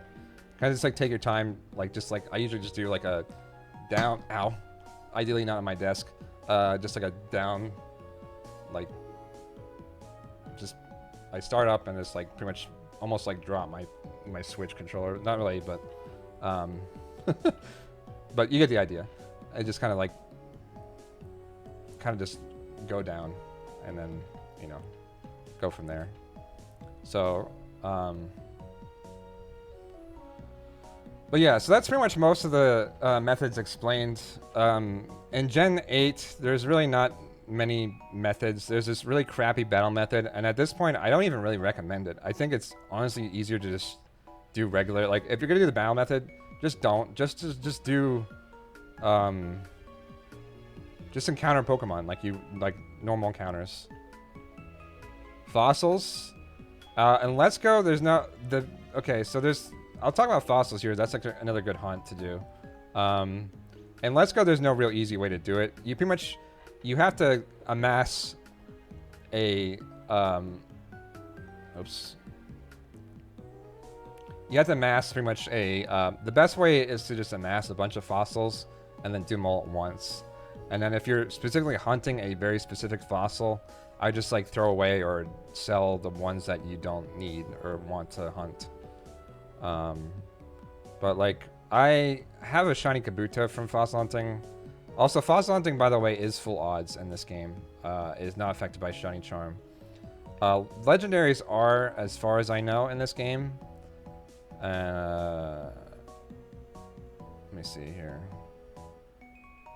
So I have... gosh. Best is Stantler. Yeah, they're radioactive. So... How do you get more fossils? Okay, I'll explain that here. I have all the shiny... I got the raw chicken. That's a nice shiny there. Mewtwo. Meltons. I have a Kabuto in here somewhere. Oh, he's in my party. That's right. 𝗢𝗘𝗦𝗧𝗜𝗢𝗡.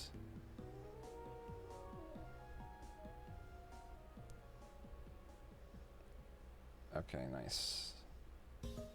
To get more fossils, it's complicated, and I don't really understand how this works. And I've done some testing, and my testing hasn't really... my favorite shiny is probably Giratina for legendaries and 𝗠𝗎𝗏𝗡 for non-legendaries. How to get shiny Melton? There's events that happen every so often in Pogo where you can use the Melton box and it's actually shiny. Most of the time, the Melton box will not produce shiny, though. And it's like 1 in 60. So you only have like a few chances to do it, which is annoying. More fossils, you have to go to the unknown dungeon slash whatever it's called, Sterling Cave. And one of the floors in the cave, there's a spot that spawns a guaranteed fossil every day, I believe. You can reset the game as long as it's spawned there. You can reset the game, and it's either gonna be like one of the 3 fossils or like a max revive or something stupid. So obviously you want to get at least one of the fossils, but you can keep resetting until you get the fossil you want. Well, kind of a long process. It's more just you have to use the Melton box in Pogo when the actual event is in play, and that's kind of the hard part.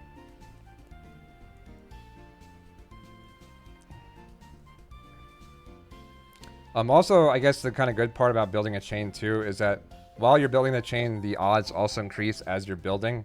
So it's not like a 1 to 0 thing where it's like, oh, your odds don't increase until you hit that 31 chain. Like, your odds will be increasing as you're building the chain. Okay, here we go. Durant. Yeah, I like Durant's. It's an interesting one. It's like kind of brown with like green eyes. Heatmore has an interesting one. Yeah, it's like that red. Yeah, it's really weird. So, what I usually do, Green Ape, is like when I'm bored, I'll run around. So on the second floor where that big open area is, in the middle there's like, I think, a chance for it to spawn daily or something. But also... Oh, that was my phone. I think there's a chance for it to spawn like daily, but I think there's also another spot a little bit further near not Articuno. Is it Articuno? No, it's not. I don't know. There's another place down there that also... No, I guess Mewtwo, right? There's another spot that also has a chance to spawn it. But there's one that I think that's daily. The one down, like the furthest down, is like I think daily. The other one is like, it seems really random, and I don't really know what triggers it to spawn. And I haven't really gotten a straight answer. So doing fossils in this game is kind of annoying. I have to agree. But doing fossils in Sword and Shield is great because it's really easy to farm the fossils. And then you can get a turbo controller and then just like farm the Pokemon from the fossils. That's probably one of the other great, like... there is a schedule. I think it's exclamation point schedule. Yeah, so that's kind of the beauty of this game too, is that like when you reach the 31 chain, you can just pretty much AFK and just like wait for shinies. Wait, what was that? Okay.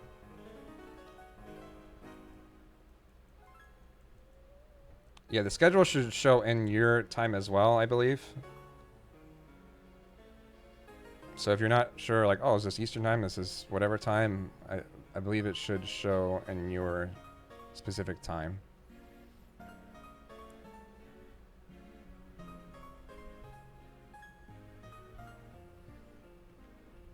So hopefully all this stuff makes sense to some people who might be interested in shiny hunting or have done not a lot of shiny hunting or like the idea of shiny hunting but never tried or whatnot. So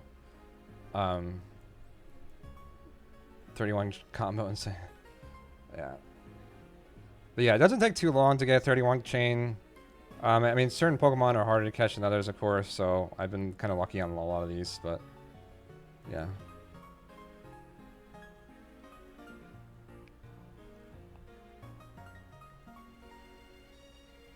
But yeah, so I think a lot of people kind of intimidated by it at first because like, oh no, it's like impossible to get, but it's like, well, you saw I got a Zubat pretty easily, and hopefully we'll get more pretty easily as well with any luck, but we'll see. We're almost to the point where I'm going to start just multi-hunting. I just want to get this chain going again. But yeah, in Gen 8, so initially I'll go over like the kind of last methods I know of.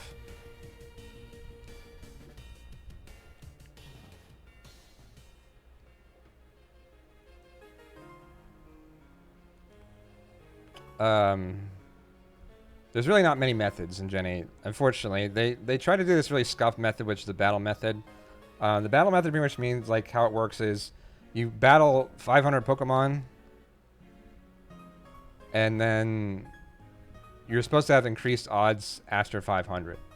But the problem is that they either coded it wrong or intentionally coded it really bad or whatever. But you get, with a lot of data mining, people found out those increased odds only have a 3% chance of happening. So it's like a 3% chance of having a like 1 in like 800 odds without Shiny Charm. And it's really dumb. And you're better off just saving, like, it's honestly probably going to be faster for you in the long run just to do random encounters and hope that you get the shiny along the way instead of trying to do the battle method, where the battle method, again, it's kind of like this one where you have to battle, or, well, I guess you don't really battle in this game as much, but you either catch or defeat the Pokemon. But instead of wasting all your resources and like wasting more time on doing that, you're better off just getting the shiny charm and just doing normal regular encounters, like random encounters, and hoping that you get shiny. I was doing I was hunting a Braviary for you know, 4th of July because America, all that jazz, you know. And it's nice shiny. It's a nice blue bird, you know.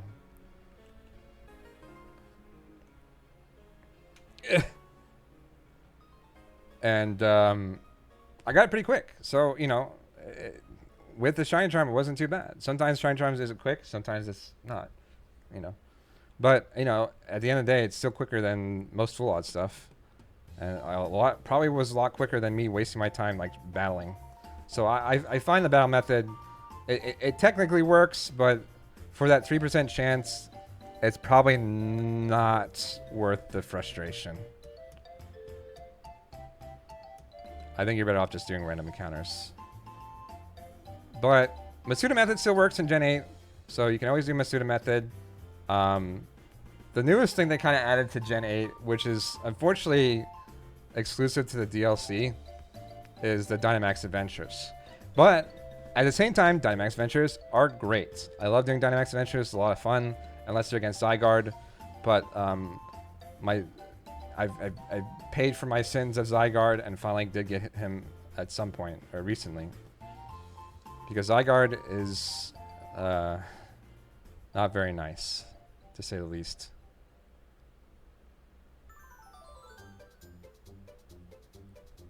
He kind of cheats. He has 2 AoE moves. One of them that knocks down flying Pokemon. And he's a cheater. And he spams them. So he spams 1,000 arrows, lands Wrath. 1,000 arrows knocks down flying Pokemon, lands Wrath, also AoE. Both AoE moves. So he has a 50% chance of using AoE moves and a 100% chance of cheating. But if you have a Pokemon with Wide Guard, then you can protect against that, which is great.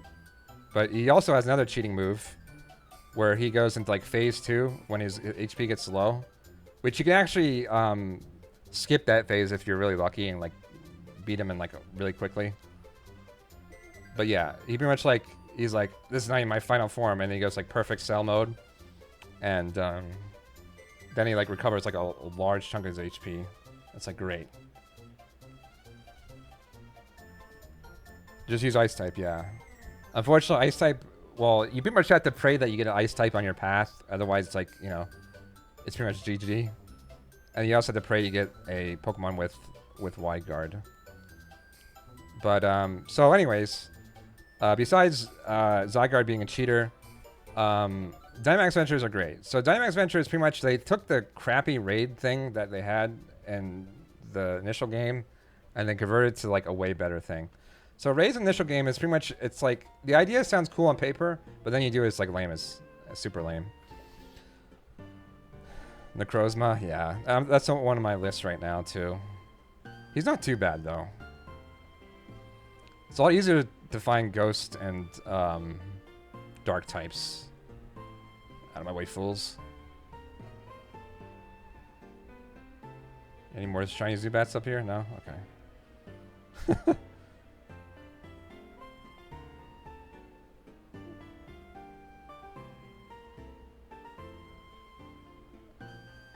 I would do a D's joke for that, but no, it's a Pokemon from Gen 7. One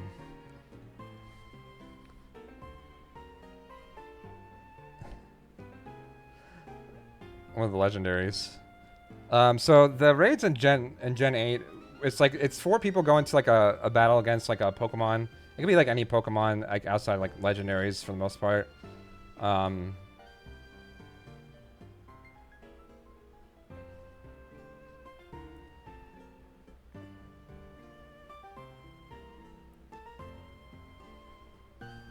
The AI and raids, like base raids, are extremely awful. And also on top of that, the Pokemon that they have in the base raids are, like, they pretty much made it so it's like, yeah, if you aren't raiding with other people or have a really powerful Pokemon, like, good luck on, like, harder raids. What's my favorite Pokemon? Probably Bagon. I always like Bagon. He's like a little small dragon man. You know, he's doing his best. He's trying his hardest. I can relate to that, you know. Hoping one day you'll get to fly. Jumping off cliffs. Probably not ideal, but apparently has rock head, so it's okay. He's got the drip. I don't know. He's one of my favorite. That was like one of the first like dragon Pokemon I thought that was like really cool. Because you have like Dragon, like Dratini and Dragonair, like, oh, these are cool. And you have Dragonite, it kind of looks a little goofy, you know? It's like, I guess that's a dragon. But then you have like Salamence, and Salamence, since Gen 3, has like reigned supreme as like God Dragon. So it's like, yeah, that's what I'm talking about. And they're like, oh, he wasn't strong enough, we'll give him his stupid Mega form that looks ridiculous, but is like also insanely strong. It's like, dog, like he really didn't need a Mega form, but okay. I mean, I liked the idea of Mega forms, but I don't know, his Mega form looks dumb too. It's like, why no legs? Why he, like, I don't know. Why he moon?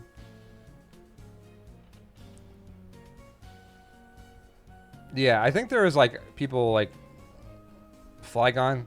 I do like Flygon. I feel like he was weak in Gen 3, though. And I think that's part because there was, like, the physical special split wasn't a thing yet, though. Instant ban, yeah. He looks weird, yeah. He's a croissant. I don't know. He's a moon croissant, man. Ugh. Come on. There we go. Yeah, that's a shame. Flygon really was one that could have used a Mega Evolution. But yeah, so raids, base raids boring. It's 4 people against like one big Pokemon. The AI is awful for the base raids. They give you like things like Magikarp and other things that are just like completely useless, like EVs. A lot of the AI spams like support moves, but they're like not good support moves. Even in the Dynamax Ventures, that happens quite a bit, but it's a lot less likely, and you have a bit more control over that.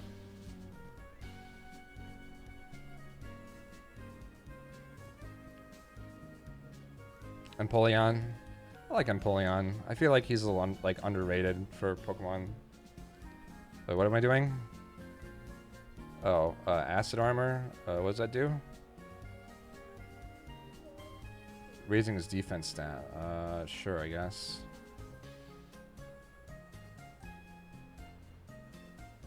Gumi's good too. Catching, yeah, we technically caught a Zubat, but again, I kind of got it I found it before the stream started, and I was like, oh. So we're starting our chain again, because we broke our chain to get the shiny Zubat, and now we're hopefully gonna get some more. I've mostly been kind of talking a lot this whole time, again, as kind of an introduction to shiny hunting. Because I figured it'd be more interesting to introduce the idea of shiny hunting more than actual shiny hunting itself. Because a lot of times shiny hunting itself is mostly kind of repetitive. Like, when I think of shiny hunting streams, right? It's kind of like when I watch WoW streams. Like, I don't really watch it for, like, the WoW gameplay. I usually watch it for, like, you know, the streamer. Snom. Snom's always good, too. Though, for whatever reason, Frostmoth is always a debate in Dynamax Ventures, because you see an ice Pokemon, it's like, oh, cool, ice type, and then you get Frostmoth, and it doesn't have any ice moves. It's like, oh, great. Thanks for nothing. Shiny Sandler is one of those, like, really odd color shinies that I kind of like because it's so wild. I think that's, like, one thing. I know people always kind of, like, they kind of dumpster a lot of green shinies because it's, like, one of those things that are so common.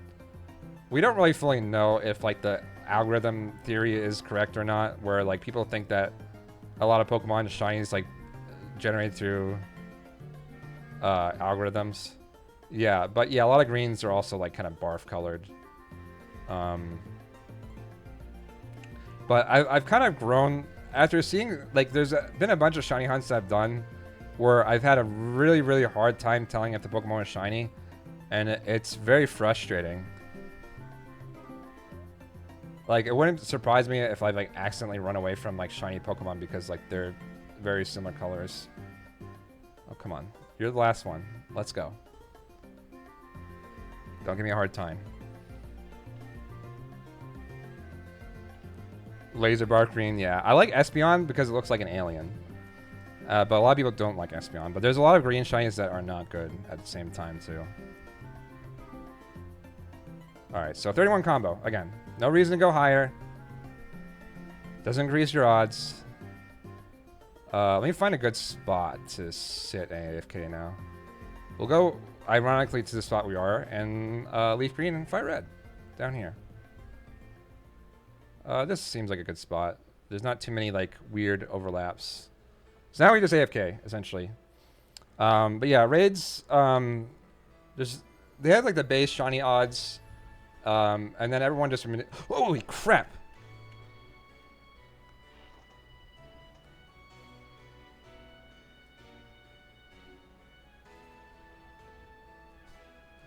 Hey, what's up, dude?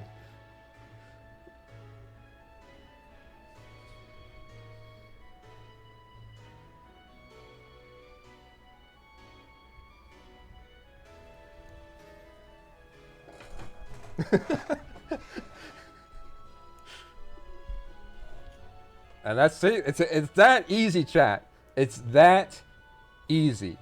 And this is why it's like, oh, shiny hunting's too hard. It's like, no, just play this game. Easy clap, exactly. And now, because it's part of my chain, any of these other people can be shiny too. And we're golden.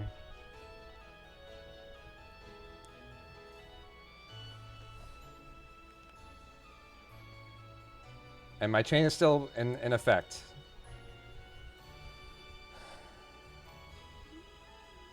So the only downside of being AFK, if I was in a place where I could fly, it's a lot easier. But now I just kind of sit here and keep trying to run away from Pokemon. So now that we've caught our first shiny, and I pretty much explained every shiny hunting method so far, we're going to go into the ultimate mode. Last shiny method again is, well, raids again. So raids are dumb. People just manipulate the raids. It's very easy to manipulate to get shinies, and it just becomes too easy. Also, raids are boring. They're like kind of just tedious. For some reason, some of the event raids have been weird, where like they've been cheating as well. Where like last event raid, Vanillux could use like 3 moves in in a row, like spamming Blizzard. It's like, dog. Is Zygarde raid for the first time? Well, that's good.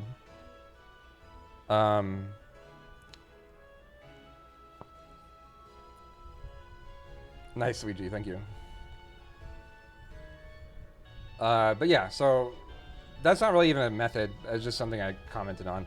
Anyway, so Dynamax Adventure is pretty much like they took that like concept, they made it so you essentially do raids, but you do them like you go into something called Dynamax Ventures, and Dynamax Ventures, which hopefully I'll get a chance to show this off before the stream ends. But essentially, it's like you go into a little mini dungeon. There's like a few different paths. You choose a path, and it shows like different Pokemon on the way to the path. Then you defeat the Pokemon on the path, and oh,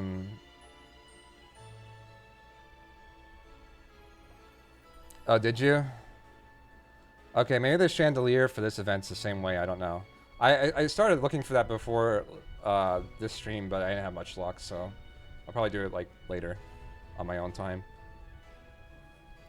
But yeah, so but then you do like you can go in there with like 4 people, and it's kind of a fun little thing you can do with like people online. And you go through. There's like 3 Pokemon, and then there's the boss. And then there's a few different Pokemon on the path, so you can kind of pick and choose. And it's mostly random. There is a list of like all the Pokemon you can actually encounter in Dynamax Adventures. But it's kind of like almost like a rental Pokemon. So you don't go in there with your own Pokemon. You kind of get like Pokemon as you go. And then you kind of strategically plan out like how you want to approach the boss. So again, with like Zygarde, it's like you see Pokemon on the path. It's like, okay, we ideally want to go for Ice Pokemon. And then ideally, if we can actually see the silhouette, go for a Pokemon that has Wide Guard, because then you want like Pokemon that will be like, or anything that you have to do. So like for Psychic Pokemon, it's like, okay, well, we want to go for Pokemon that have like Dark or Ghost or whatever to defeat it. It's kind of like a roguelike minigame in some ways. There's less random elements. Like, again, all the Pokemon you encounter in there, every time you go into Dynamax Venture, the seed will be like randomly generated. So the Pokemon that will be there will be random, but they're all random from a list of Pokemon that could potentially appear in Dynamax Adventures. So it's not like every Pokemon ever, and the movesets aren't random. Like the movesets on them will be what they are always. So you can kind of plan it in that regards.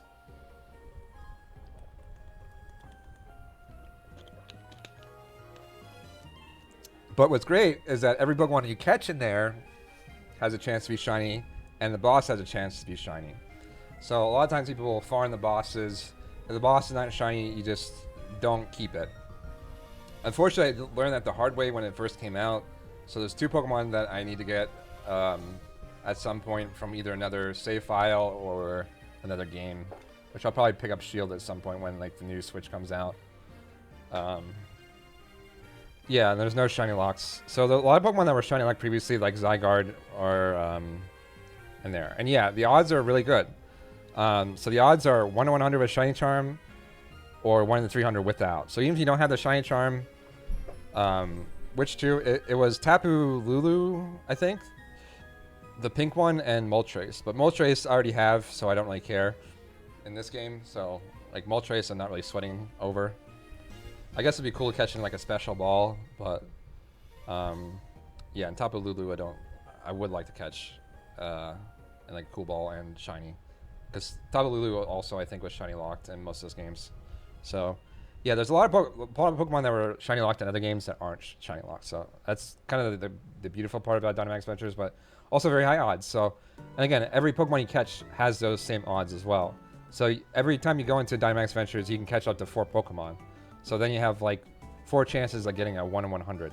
So every time you go in there, there's a decent chance you might get a shiny. So it's pretty nice in that regards. It's one of the kind of chill methods I like to use.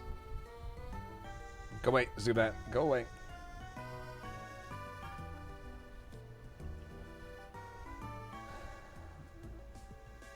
But yeah, it's also a cool way to catch like shinies for like legendaries that you may not have, or whatever the case may be. But it's also cool to get like random shinies as well. Has anyone got all 4 shiny yet? I don't know. I don't think so. I've gotten 2 myself before. And it was like a Wish Cache and Grimmsnarl. Of course, I picked Grimmsnarl because Wish Cache, you know, sorry, bud, but, you know. Grimmsnarl is pretty sick, you know, so.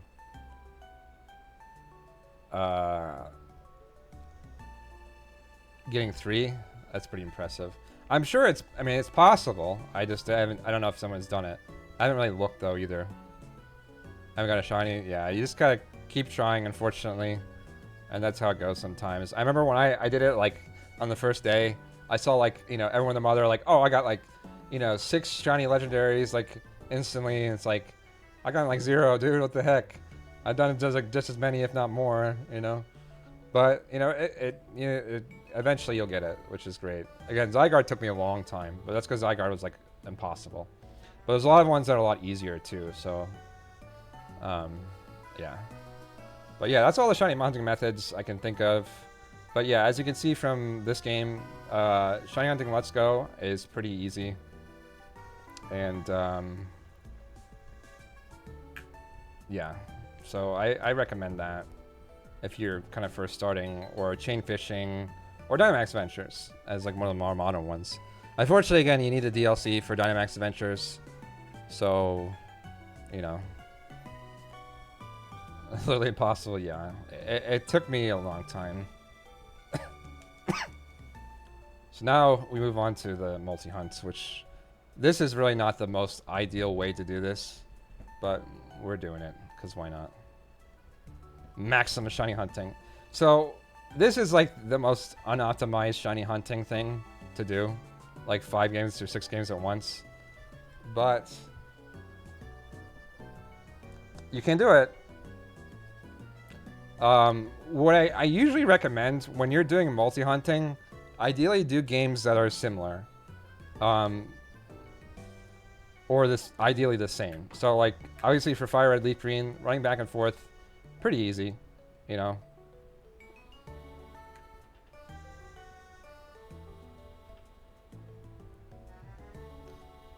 And I'm also using a GameCube controller so I can control both games at once. Again, I mentioned earlier that I'd like to get a controller mod for my DSs. So at some point, I'd like to do like a quad multi-hunt there. But we'll see.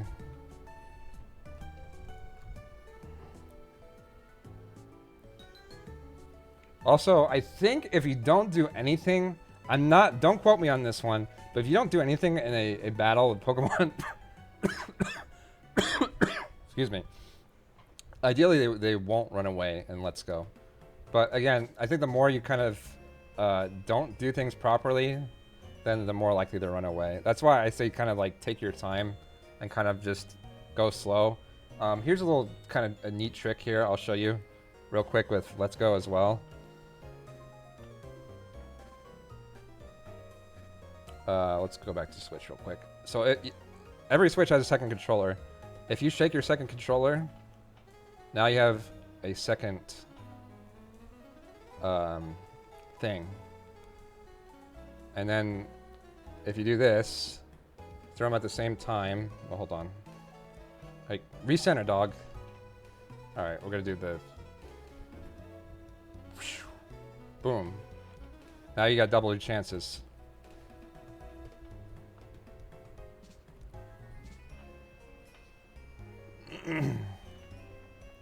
Again, there's no harm or foul continuing your chain, but again, this also...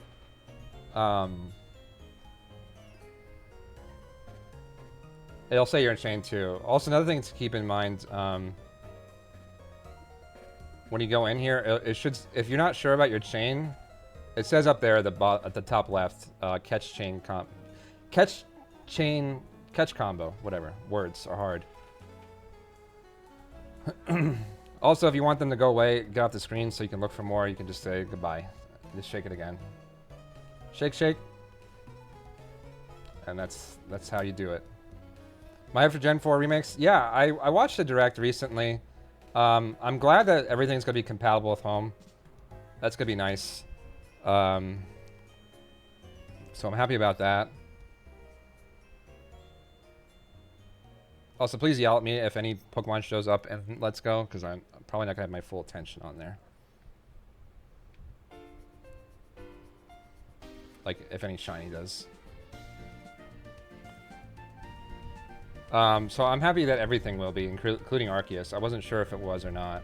It's nice to see a lot of kind of like unloved Pokemon get either evolutions or different forms. I mean, Growlithe obviously is like, everyone loves Growlithe, but like Basculin, like all my homies hate Basculin. I mean, they don't hate Basculin, but Basculin's like one of those weird Pokemon that doesn't get a lot of love. Also, its shiny forms. Speaking of shinies again that are very hard to tell the difference, that's one of those Pokemon that's like, oh, that's shiny? Like, oh, I guess. Fortunately, every Pokemon I've chose today has pretty good shinies. But that's why I said where I've gotten a better appreciation for green shinies because there's so many shinies that I've occasionally hunted that have very similar shinies, and it's like, ugh. You know, it's like I have to like really squint hard or not sure. I'll actually show you an example real quick too, chat. I kind of had this problem when I was hunting in Fire Red Leaf Green. I was kind of hoping for a shiny Pikachu when I was in Viridian Forest. Instead I got Weedle, which is still good because I think the shiny Beedrill is pretty cool. But some shinies are hard to tell, and Pikachu is one of them. And what was even worse is before I had this GameCube set up, I was using 2 Game Boy Advance SPs. And I'll show you real quick certain things about the SP that are not so obvious, I guess. So hold on, let me get my camera set up here.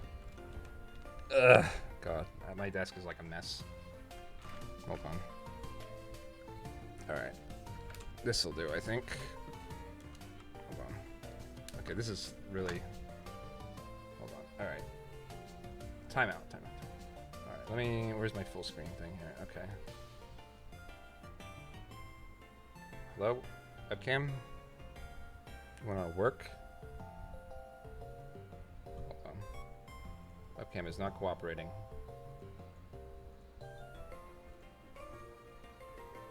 Let's try that, and C910. Alright. No.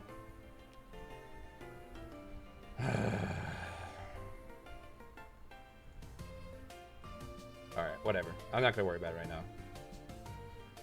But anyways, so Game Boy Advance SPs, there's 2 different models. A lot of people don't know this. There's the 100 model, and then there's the 101 model. And specific colors were the 101 models. And the 100 models, the backlit, or the backlight for the screen is very not good. It's like, yeah, for its time it was pretty cool, you know? Having a backlit screen at all was nice. But then it's like, then you see like the 101 model, it's like literally night and day. And it's like, oh dang, like this is nice.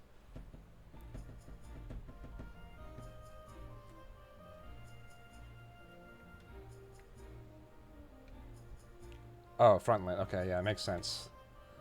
Unfortunately, I'm dying.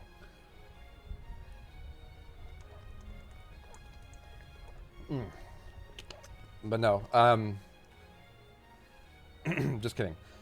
I'm fine. Unfortunately for Game Boy Advance SPs right now are very expensive. I remember when they were at GameStop for like 20 bucks. And that was nice. I wish I bought more at the time. Unfortunately, hindsight is very much 2020. Even the year makes it very 2020. But we don't talk about that year.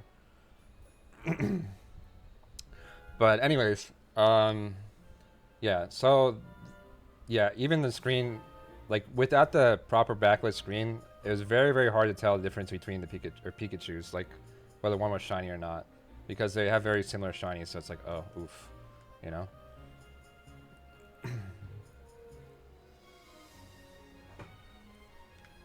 So yeah. Poke Park? I don't know. Is it?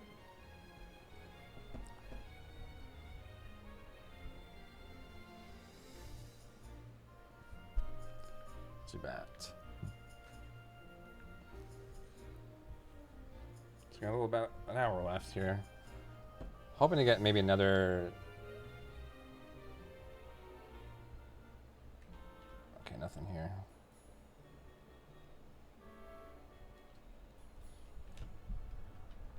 But yeah, there's a lot of shinies that are like, you know, Gengar is probably the most notorious. So is Garchomp, with having just a very bland, hardly changed shiny. And it's like,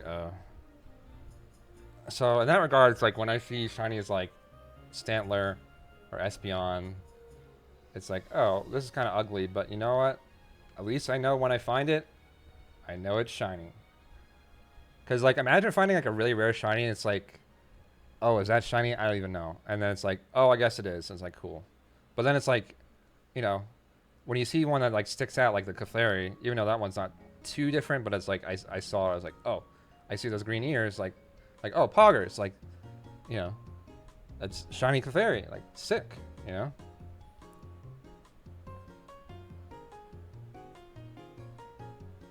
Ah.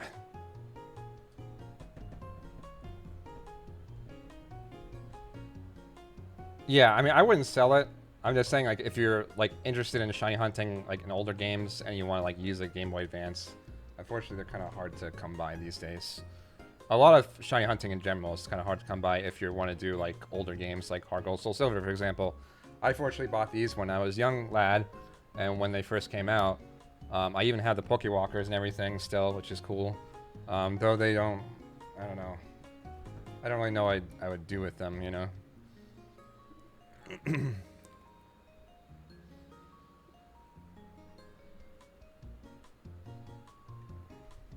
I should be using rubber bands for this too to make it a little bit easier, actually. That's actually not a bad idea. Let me get some rubber bands real quick. That's one also kind of a smart tip if you're doing a lot of soft resets. Rubber bands on your LNR buttons make it a little bit easier. I wouldn't leave them on for extended periods of time because you don't want to like break the spring. So, yeah.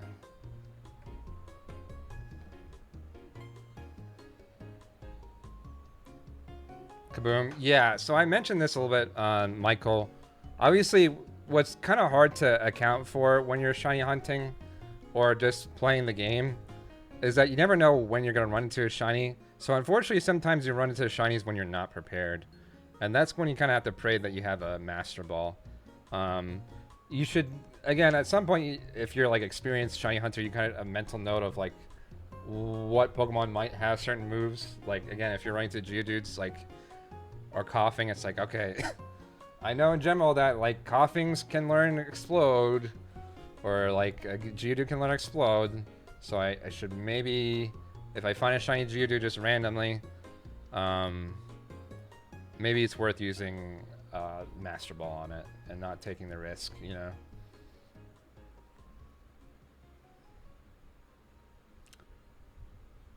All right, let me get rubber bands real quick. 1 second. Yeah, we'll have if you're hunting it, then you're gonna have the Pokemon with damp, and that's how you deal with that.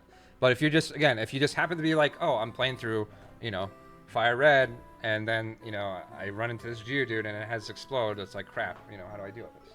Fortunately, the Geodudes here don't have Explode, so.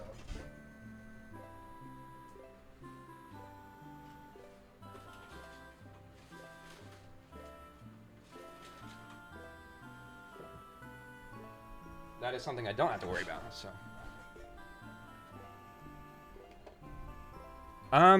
So my opinion, again, I've kind of talked about this a little bit, and there are, I guess I'll kind of explain it a bit more. So there are like hunters out there that are like elitist, or about like shiny hunting. To me, I think that's dumb, and I think most of my friends who are shiny hunters, or like more kind of well-known, or you know, people who are frequent or like successful shiny hunters, I guess. I don't really know how you measure any of that stuff, but Yeah, people I know who are shiny hunters usually don't care about this either. It's usually just kind of people who are kind of, you know, gatekeeping in general is stupid. And that's, again, part of the reason why I do this stream as well. It's to kind of show, like, you know, anyone can shiny hunt. And you can shiny hunt in any game. And they're all shinies and they're all cool. So, in that regards, I don't necessarily like think that people who like shiny hunt exclusively and like Pogo, like their shinies don't count or something. The shiny value is, as many of us shiny hunters talk about, it's the value of a shiny is your own personal value. So what you deem, if you think a shiny is really cool, or you like your shiny a lot, then it doesn't really matter. Like how you got it. Again, unless it's like through cheating or something, then I think that's kind of like not cool. But like other than that, doesn't matter if you got it through Pogo, you get it through Let's Go, or if you know you got shiny Manaphy. I mean, well, shiny Manaphy is kind of an exception. That one's kind of like your god, but assuming you didn't like cheat either. But well, that's one of those things that either they have a lot of money to spend, so who cares, or you know they're spending their money foolishly, but that's kind of on them either way. I mean, investing in any kind of mobile game is usually not ideal. It's a very easy way to spend a lot of your money. I know I spent a lot of money on Pogo myself. Fortunately, not that much, but I remember I wanted to get Rayquaza really bad. I probably did like 40 raids, so bought a lot of raid passes, unfortunately.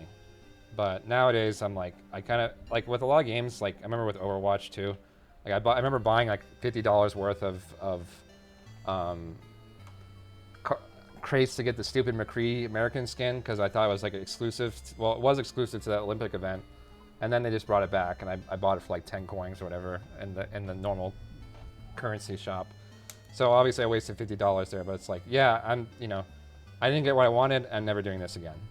Or I invested as much money I want to invest into this game.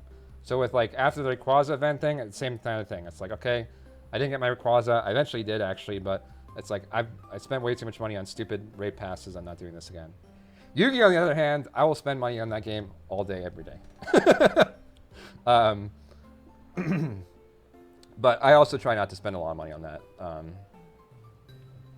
But I'm more willing to invest into Yu-Gi-Oh! Because I get more enjoyment out of it, and I also play a little bit more competitive with that as well. I've gotten King of Games, I think 3 times now. So it's like, if there's a cool deck I want to play, it's like, all right, bet, you know, I'll drop a decent chunk of money to get like all the cards I want, you know. It's Duel Links, which ironically is probably cheaper than actually buying real life Yu-Gi-Oh cards.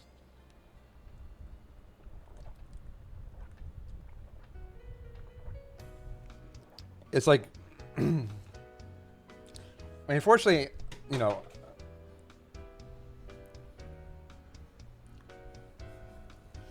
yeah, I'm a boomer, so I'm like one of those people who hasn't really played like actual Yu-Gi-Oh since like probably a little bit before synchro summoning was a thing.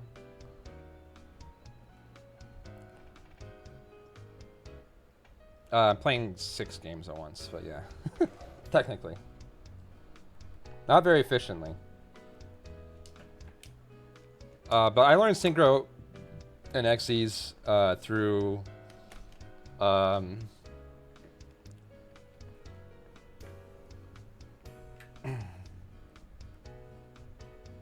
through Duel Links. But Duel Links has been fun. It's been like a kind of a fun like way to get like ease back into Yu-Gi-Oh! As someone who hasn't played since like early Yu-Gi-Oh! So like when people are like, oh, this is how you link summon, this is how you pendulum, I'm like, what the hell's going on? Like, I don't know. I actually, I have, what's the newest game? Like Duelist, something. Legacy of the Duelist, I think it is. And I played a little bit of that, but I think I got like a decent way through the story, and then I haven't really gotten Like, I tried a little Link summoning, but it got pretty confusing very quickly.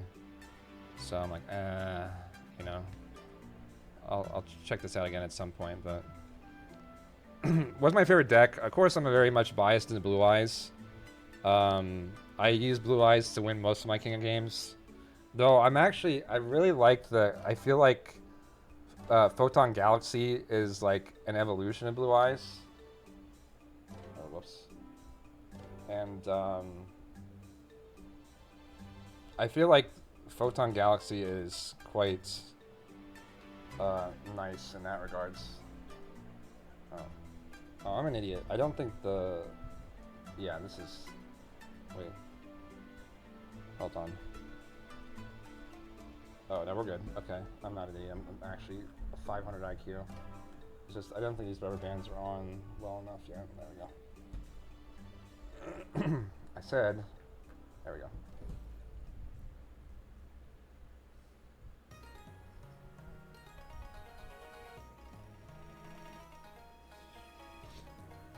Use Aeromage. Oh, you're a meta slave. Oh, Aeromage is not really meta, but Harpies I think still is. To be fair, I'm a meta slave too. I mean, Blue Eyes has been pretty meta for a while. But you kind of have to be, which is unfortunate. But that's just how it goes. But I like Blue Eyes. I really like Galaxy Eyes again. I feel like I said, I feel like it's an evolution of Blue Eyes. It plays similarly. Ben Stein for Clear Eyes. Yeah, that's definitely a boomer joke, but I did get that reference. I wonder what Ben Stein's doing these days. He always had that like very monotone voice, like Ben Stein, and you can win my money on my game show. I guess I don't know. Clear Eyes for dry, clear eyes, red eyes, black dragons. Blue Eyes is a better Yu-Gi-Oh man's.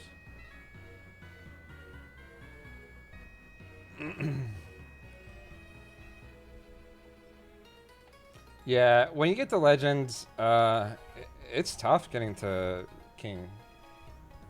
No doubt. Oh shoot, I need to charge my batteries. Oh, is he? Yikes. I mean, not surprising, you know, but like, I know how old he was. Like old when I was young, so.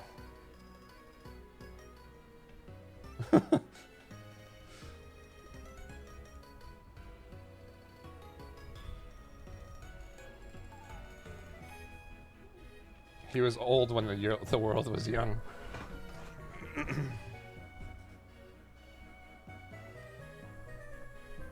I don't even know how to pronounce that one. I know the Ultra Beast. It's okay. It's like a yellow jellyfish man, I think, right?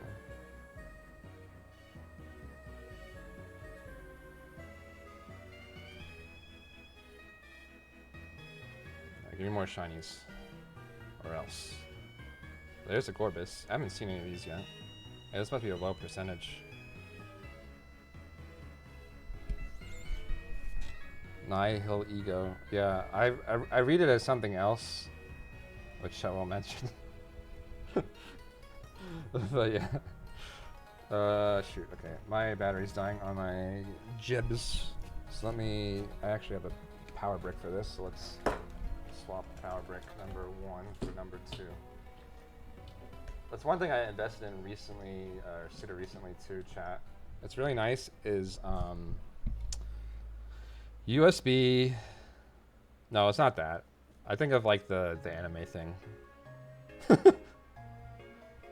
If you know, you know. But nihilism, then ego. Oh, that makes sense.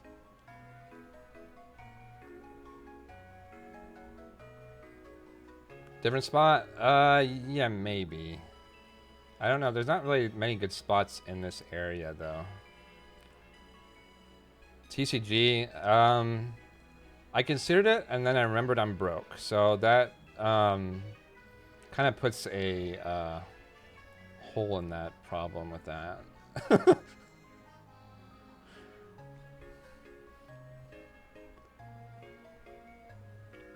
I can go over here, I guess. This might be a little bit easier. I don't know.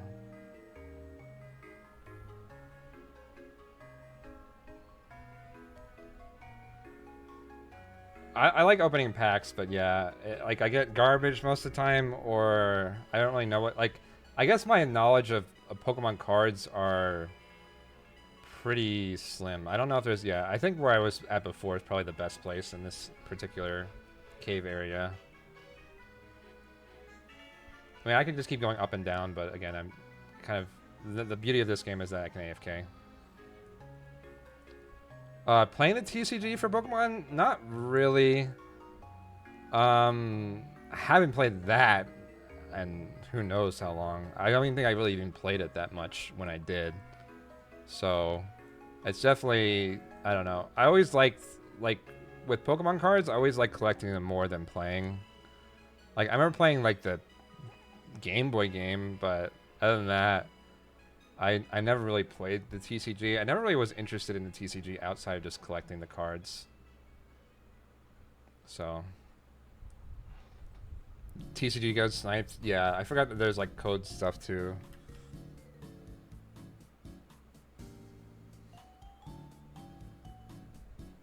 Okay. Come on, shiny Totodile. Unlucky. I need this LR button.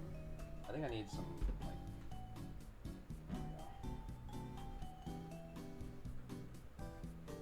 Come on, LR buttons. Need to. There we go.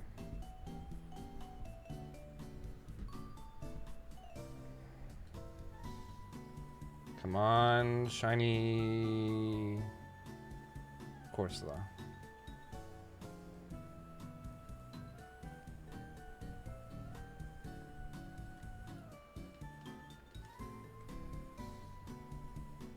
TCP. TPS reports. Yeah, make sure you guys are checking out all the cool merch and donating if you can. Greatly appreciate it. We are at what? 27. 5. Pretty good.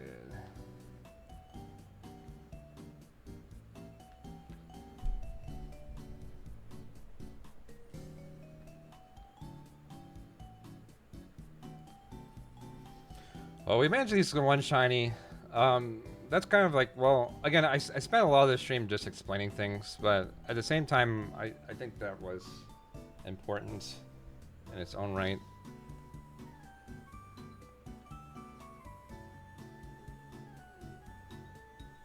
I know it would have been cool to get like a lot of shinies, but hopefully people learned a lot about shiny hunting and maybe consider shiny hunting themselves. Would be cool. Again, I hear a lot of times when I talk about shiny hunting, a lot of people are like, oh, you know, I'll never find a shiny, or I've never found a shiny, and it's like, well, you just gotta hunt. Just hunt, forehead, you know? It's that easy.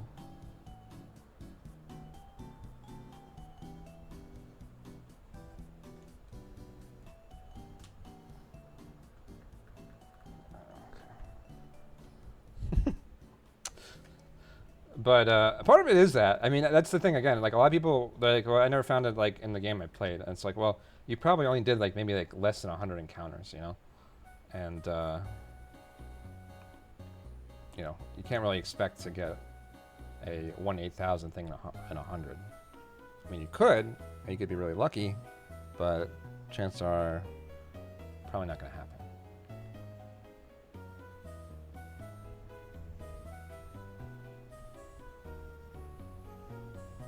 Sure, shiny Zubat, nice.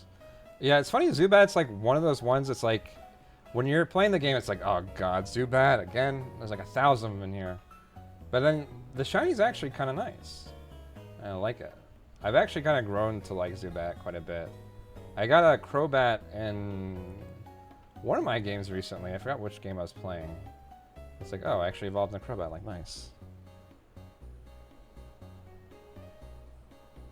Nice.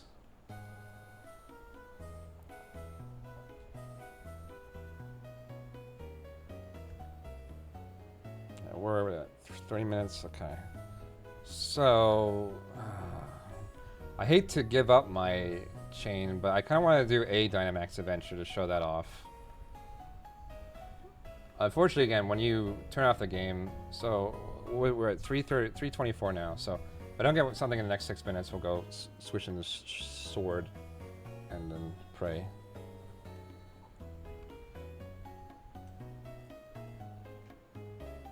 Oops, I was not paying attention at all. Oops.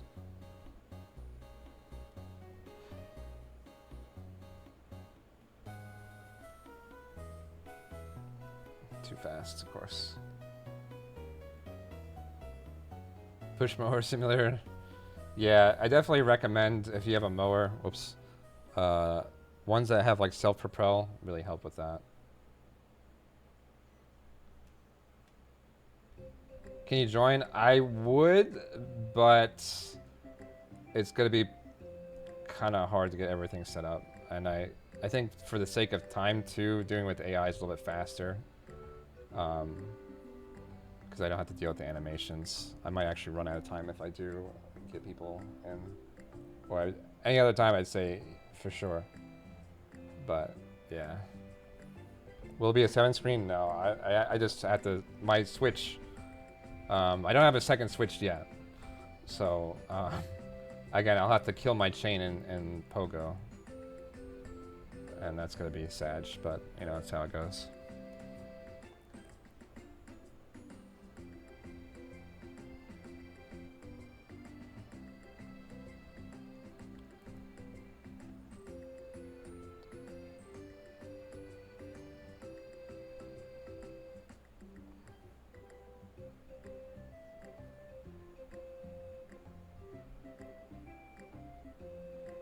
That's right, though. We got a shiny out of it, so I can't complain.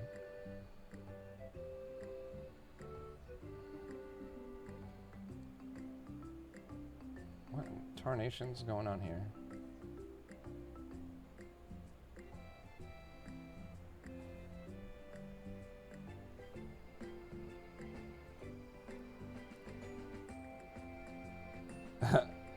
Yeah, well, I mean, it helps like be able to coordinate stuff, I guess, with Dynamax Adventure stuff, and also people who know how to like play the game for the most part.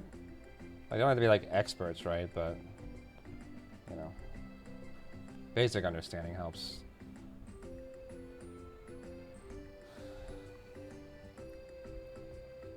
Oh, another one. Nice.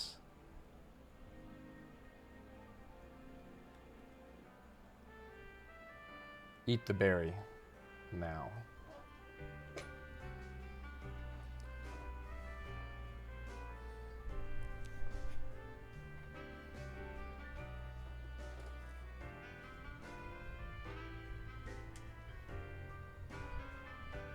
All right, now we can have a Clefairy and a Clefable for the old shiny decks, you know? Another one. Like, go easy back. So yeah, like I said, pretty easy to get shinies in this game. Chain continues, that's correct. Chains of Fate. Speaking of Chains of Fate, I've been really enjoying Final Fantasy lately. I just finished, I guess, the base story for Heavensward for Final Fantasy 14. But like, Heavensward is like my expansion, you know? It's all like dragon stuff. So like, hell yeah. That's all I'm about. Oh yeah, I haven't saved in a while. I should do that. Probably a good idea. It's one thing you should always do too after you catch a shiny is to save, like, ASAP. Yeah, I started getting into it pretty recently. WoW was kind of just getting boring. Most of my friends stopped playing, like, you know, even before a lot of the stuff we'll talk about. Yeah, like 9.1 just looked boring in general too. So I'm like, it's about time I try out Final Fantasy. I'm enjoying it. I've been playing Red Mage. I really like the idea and like how Red Mage plays, you know.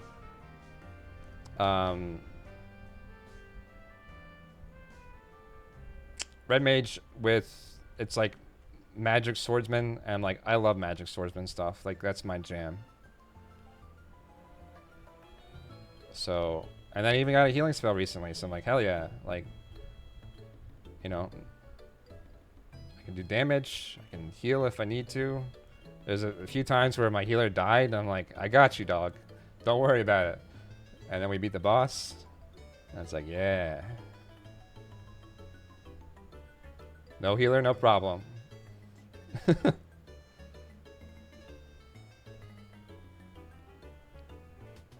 Well, I just really love, yeah, spell swords, magic swordsmans. You got the t-shirt, nice. Very nice, yeah. Guys, make sure to definitely check out the merch. And donate if you can.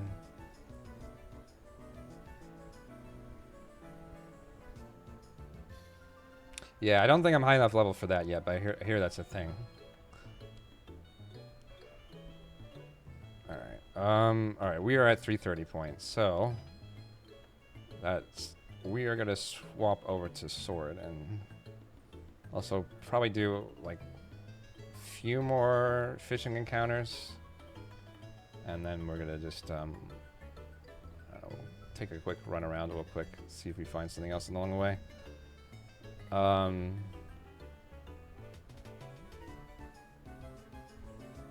That's going well. We got 2 shinies so far. Technically 3, I guess, yeah. Oh, let's go. No surprise, honestly, but I mean, there's been times where I'll sit in Let's Go for like a couple hours and get nothing either, so you never know. So the fact that I got it in this time is pretty good. Alright, that's good enough. Alright, we save and we swap to sword for a little bit. Do some Dynamax. I mean, I could have more games, actually. I do have another DS capture that I'm not currently using. I mean, I'm using it, but it's not, like, being used in the current setup, if that makes sense. Alright, well, rip chain, but, you know, chains must be broken. But yeah, I've been enjoying Final Fantasy. It's nice to have, like, a more story-oriented game, too. It's like I'm playing, like, a normal Final Fantasy game, you know, almost. And the story's been pretty interesting so far. Like, there's definitely some parts that kind of get a little bit, like, there's, like, lulls, I guess. Usually, like, in between, like, the patches, and, like, but then, like, certain things, like, it'll be like, oh, shoot. Like, things are getting really exciting now, you know? They'll, like, pick up again, so. But I think through most of Heaven's Sword, I've been quite, lulls, yeah, exactly. Omega lulls. I've been pretty engaged, but again, anything related to dragons, like, duh, I'm gonna be engaged, you know? Like... But there's been some pretty cool parts, and some cool characters, and some cool things like that happen. It's like, yeah. You know?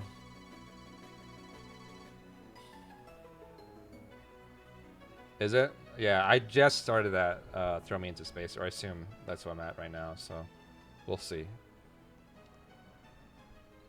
But I've been pretty adamant about avoiding spoilers, even though I sometimes accidentally come across a few. It's like, oh, oops. So. Oh yeah, I have to use a full controller for this here, huh? Oops. That should be fine. Ah! My desk is like a mess.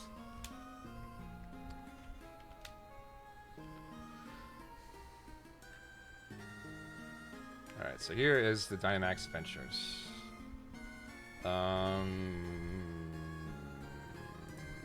We'll go with Necrozma, I guess.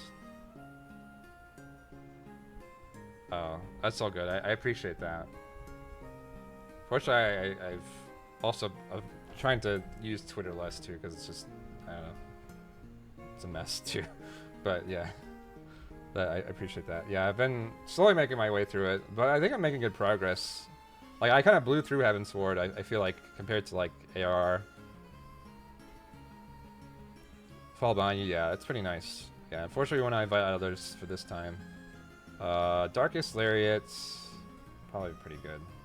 So, yeah, when you get on this screen, you get to pick and choose from a hand list, and then you have AI if you don't go in with your homies. What's great too is that there's a few that are sword and shield exclusive, but you can get if you have someone who has shield, then you can just like yoink their shield mons and like, yo, give me that like Kyogre or whatever, you know?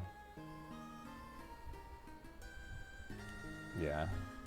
Well, we won't go too much into that, but yeah.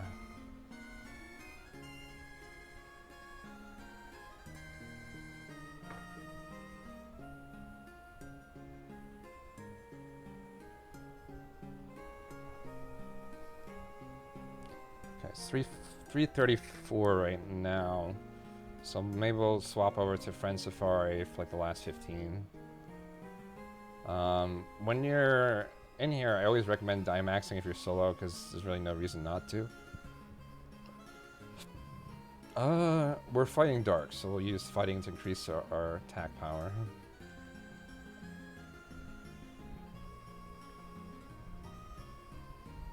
Are there any good strats for doing Dynamax solo? Well, mostly it depends. So you can kind of manipulate your seed with solo / Dynamax Ventures.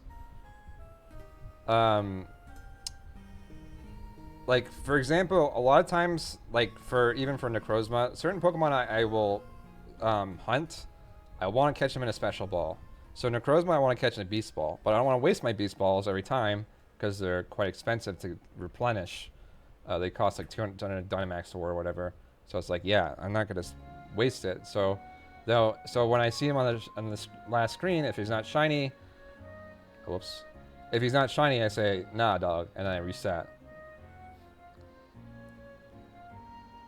One thing about that is, when you reset, you'll get the same seed every time. So then you'll run into the same Pokemon, and every time you do that same Dynamax Venture, or any other Dynamax Ventures you do, until that seed is like broken by either catching the Pokemon and saving, or by failing and then just like creating a new seed.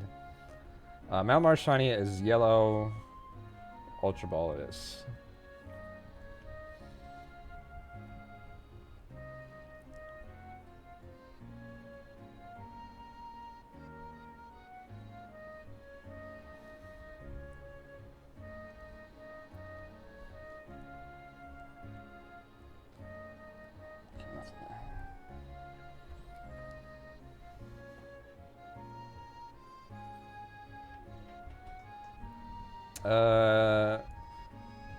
When the seed resets, we gotten 3 so far. Probably not another fighting type would not be good, so we'll go left. We'll get giant Spider-Man. He might have a bug move. I think he actually does. So bug is good against Psychic.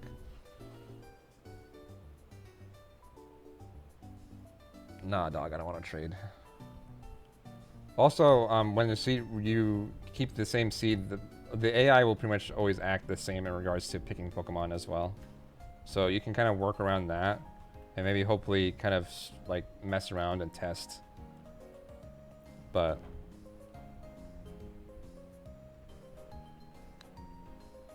yeah.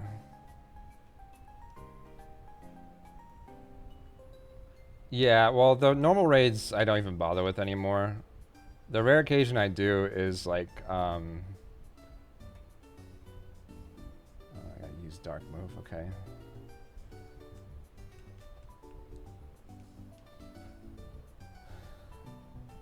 Is like, if there's like a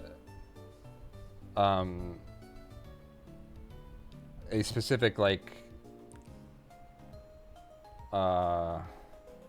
shiny events happening. Like right now, again, there's a event where you can get a Chandelure or a Chandelier or whatever at a 2% chance to encounter. Also, another kind of tip is to conserve your power points if you're gonna like use a Pokemon throughout the entire thing. So like Darkest Lariat, it's the only move I can use here, but I don't want to like spam it all and then have none for the boss. Especially if the boss has pressure. You have to keep that in mind as one of its abilities. So Giratina, I know I have to be a bit more conservative with my power points. Is it Darkest Lariat? I don't know what it's called. English is not my best language. was my only language.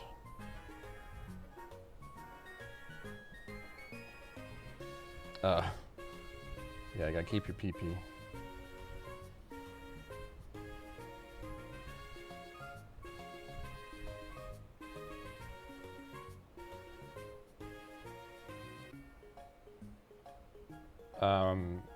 If you can kind of plan you being able to Dynamax on the boss, that's also kind of ideal.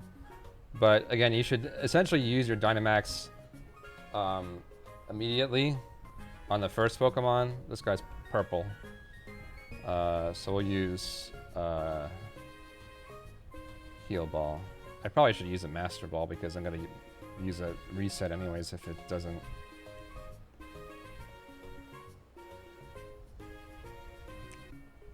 It's my best and only language. Well, the annoying thing... Oh, I already have a shiny Chandelures from... Oops, I don't know what I'm doing. From some other stuff, but... I'm gonna take Bugman because... Well, no I'm not, because I have Dark, and I think that still makes me immune to Psychic types, so... Easy clap. Normal or flying? Well, we want an item, and I don't... The trade Pokemon is always a Gambo. So it's hard to see here a little bit, but hold on. I'll do the switch thing real quick. So, so the lady wearing the brown clothing, she always has items, and these items are random. None of these are all that great, so we'll go with Shell Bell, I guess. And then the lady in white has, she'll trade you a Pokemon, but whatever you get is going to be completely random. I mean, from, again, the list of Pokemon that are available in Dynamax Ventures. Blue Cow would be cool.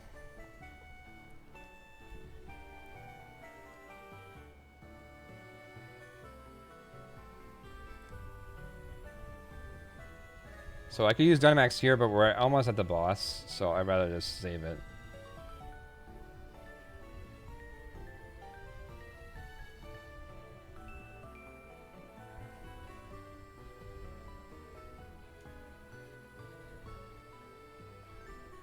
Okay, what happened to that? Hold on. DS, come back, dog. Alright, I gotta click it. There we go. Alright.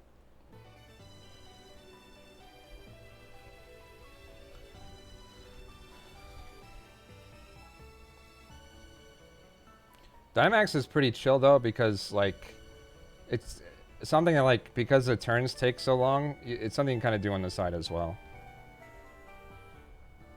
So a lot of times, like, I'll just be doing it and you know, hit A whenever it's my turn to do a move or whatever, and then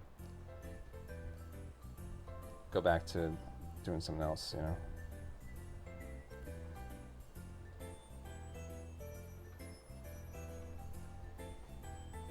Oh, you're still... Okay, that's okay, actually. This works out. We're just gonna bullet punch him, because he's... Oh, yeah. Priority moves also can be really important, too. Because, like, in a scenario like this, where that bullet punch should have been enough, sometimes that is enough. So keep that in mind. Also, Max Guard can be your friend on occasion as well.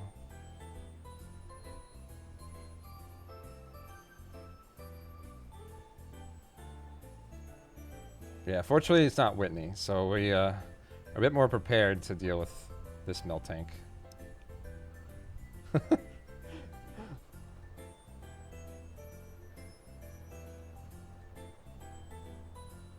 Here we got Shiny Zubat and 2 Clefairies. Of course, okay, good. So our other dark type Pokemon will be able to do things. Yeah.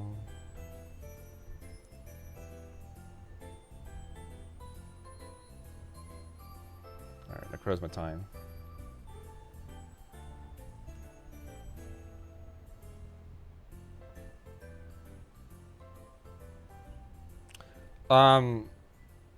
Yeah, that's called the Cute Charm glitch, Neuro. I believe it uses the Billy Cute Charm, not Synchronize. But essentially, alright,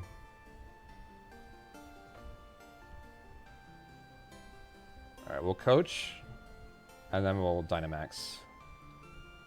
Yeah, it's really, really high chance. Like, if you have, like, a certain ID or something like that, if your secret ID is, like, a certain thing, then, like, you'll have really, really, really high shiny odds if you're using the Pokemon. It's like, yeah, it's like 20%. Like almost every other encounter is like a shiny. It's kind of crazy, but it's so crazy and it's a glitch. So I think it'd be cool maybe to have a save file with that, but I would never like really use that game personally because it's just like, yeah, like almost every other Pokemon is gonna be shiny, and it's just kind of like not fun.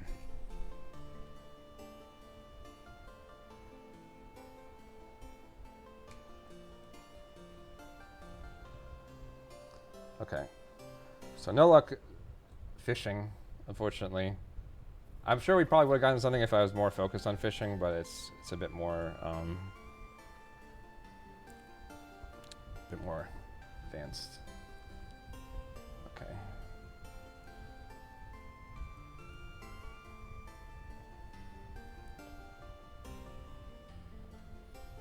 Where's my other DS here? Okay, so I need to get into Friend Safari here real quick.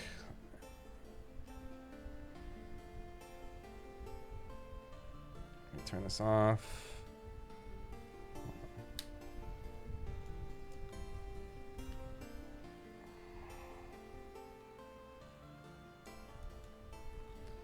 How many shinies do I have in total? A lot. I'll show off some of the stuff I have pretty shortly, actually. But most of my shinies are from the modern games. As you can probably imagine, it's a lot easier to get them in.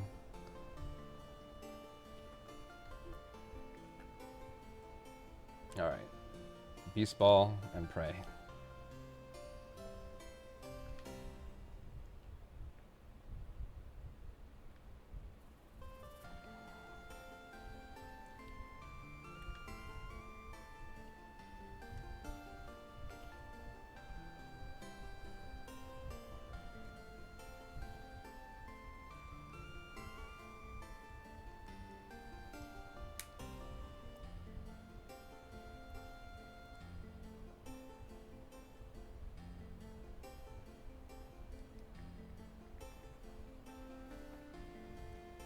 Not shiny, not shiny, not shiny, not shiny. Satch.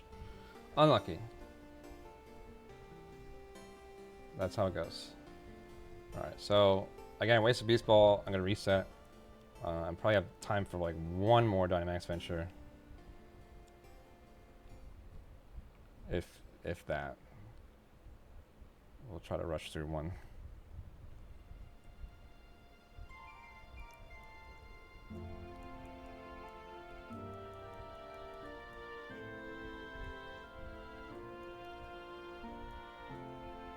Yeah, so if you do quit though, you get penalized.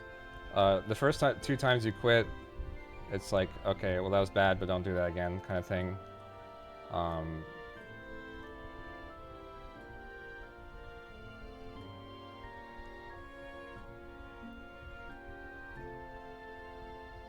Like after that, it's like, well,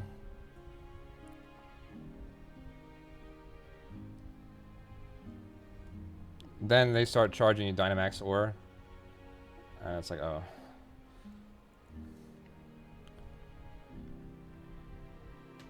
Hold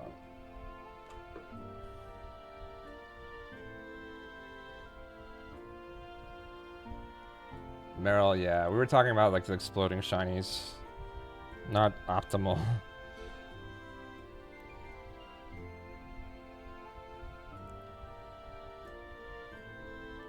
Deep green, yeah, well, I could get one, technically.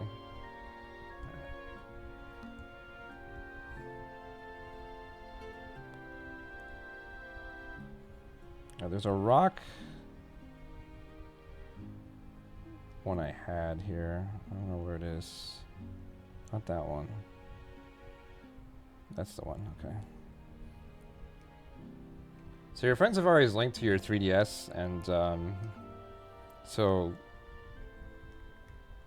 try to swap between 3DSs.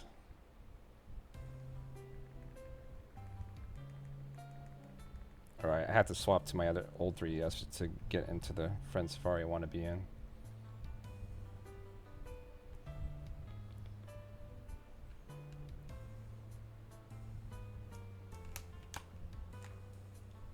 Alright. End this guy quickly. Running low on time.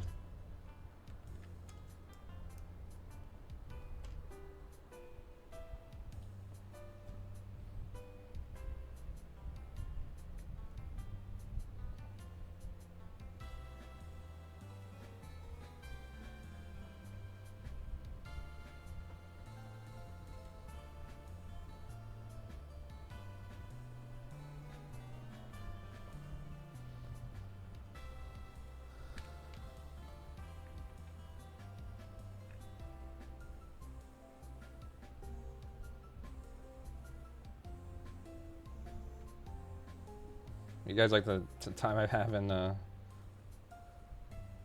Friend Safari there?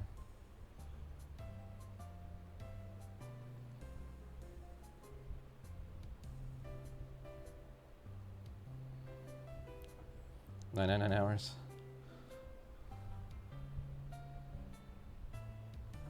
Alright, well this is a Friend Safari, but we're gonna show off some of the shinies I've caught from this thing alone.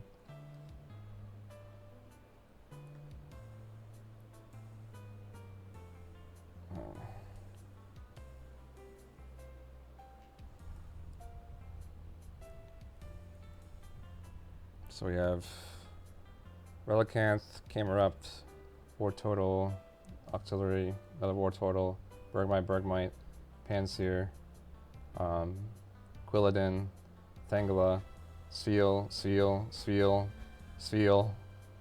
Charmeleon, oh wait, another Charmeleon, Goodbite again, Basculin, hold on, keep pressing A here, Poliwhirl, Poliwag, Larvesta, Jujugan, Noibat, Barbaracle, and Shuckle's our most recent one here. That's some other ones, hold on.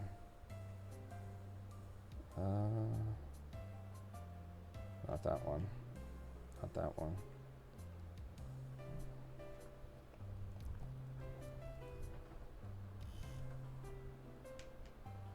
Oh, here we go. Another Jujugan, Ditto, Gyarados, Kecleon, Mareep, Shelgon, Lampent, Riolu, Pancham, Brexen, Wartortle, Cacturn, Dwebble. I got this one actually when I was trying to work on my Pokedex. That was kind of nice. Dwebble, Uwu, Meditite. This one was actually, this was my one I got just completely randomly when I was going through my playthrough with Meditite. Roggenrola, this was a Horde encounter. Dratini, Lampent, Punkaboo. How's this guy not dead yet? Spheal again, Beartick, Shuppet, Fantup, Spiritomb, Horsey, Alola, Skrelp again. Hold on. Come on, where's the heal ball? Okay. Shelder and Breloom. So, quite a bit. Let me reset again here. Most of those are from either fish chaining or so like most of the water Pokemon are for fish chaining. Then there's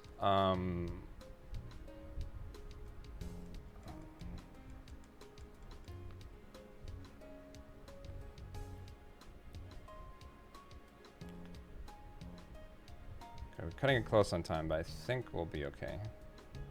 Life Orb, okay, that'll speed things up a little bit. From Friend Safari. So here's the Friend Safari. It's just this little patch. You go in this house. Oh right, I swapped my bike out for the fishing pole. But yeah, it's just kind of random encounters and pretty straightforward.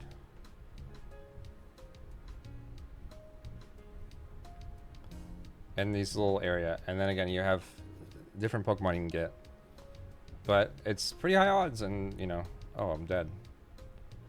Rip.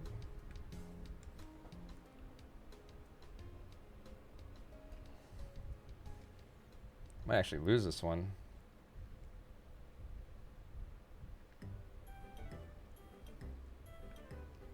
Yeah, I got a blue Shuckle. That was nice. Yeah, in this particular one, there's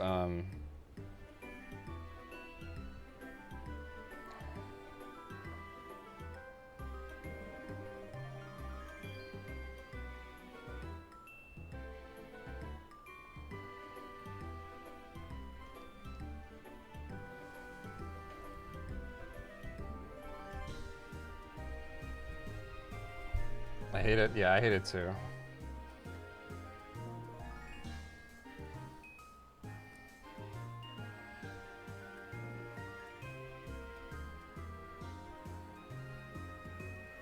There's a Boulder.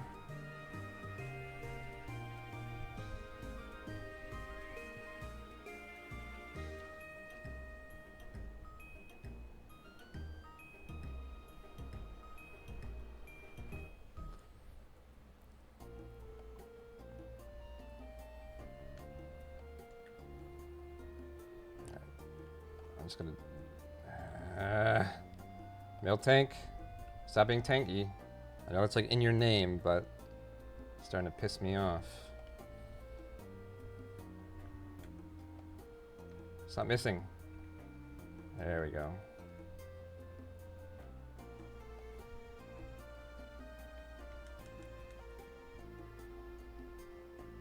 Oh yeah, wait, Corsola. That was the other one.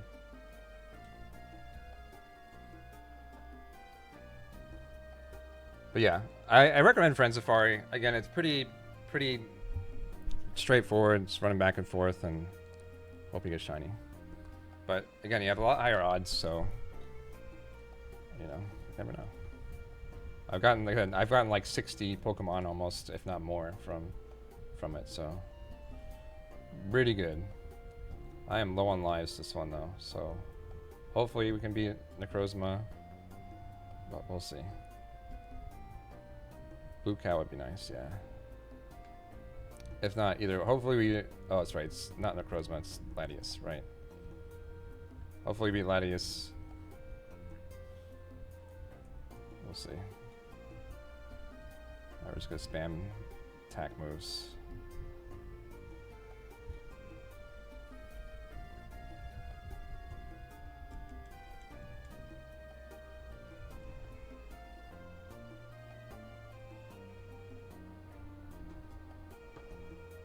I might have like 1 minute left to do flex my Sword and Shield Pokemon, but we'll see.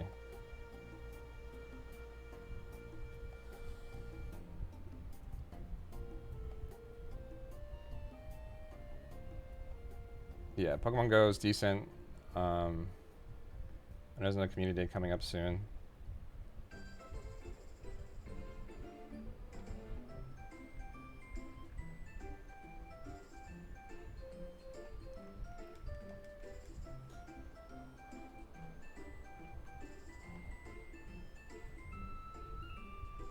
Dream World abilities? Yeah, well, they're called hidden abilities, which were kind of first introduced in the Dream World. But yeah, I think same concept there. Ow, stop. No paralyze, please. Oh, okay, yeah, paralyze for you, that's good. No paralyze for me. Alright. I Dynamax, but again, he's almost dead. Let's just go for it. And he's paralyzed, so we should have the speed advantage.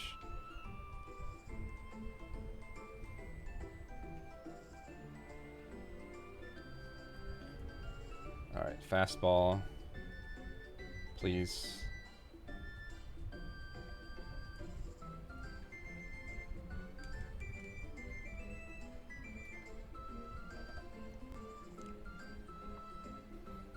But yeah, I want to thank you guys all for hanging out and chilling. Hopefully, again, you guys learned some things. I'll be wrapping up here in pretty much just a minute, and hope you guys had fun. maybe give it shiny hunting a shot yourselves. At least a lot of the newer games are cheaper, easier to come by. I know a lot of stuff you can get on the eShop, so you don't have to worry about like buying insanely overpriced like stuff. No shinies, but that's okay. I'll do a quick thing of flexing, and then we'll call it a day. So, but yeah, I mean, obviously I've gotten a lot of these shinies over a long periods of time, but at the same time, I mean, this is like a long time of collecting. But you can see how many shinies I have too, which should be inspirational. Like, oh, this guy has like a million shinies. Like, I can get shinies, you know, too. Easy clap, you know. So in that regards, yeah, there's like, you can just get like 10, like, just do Dynamax adventures. Here, hold on. We'll go to switch mode real quick, and then we'll call it a day. But yeah, just got like tons of these from Dynamax.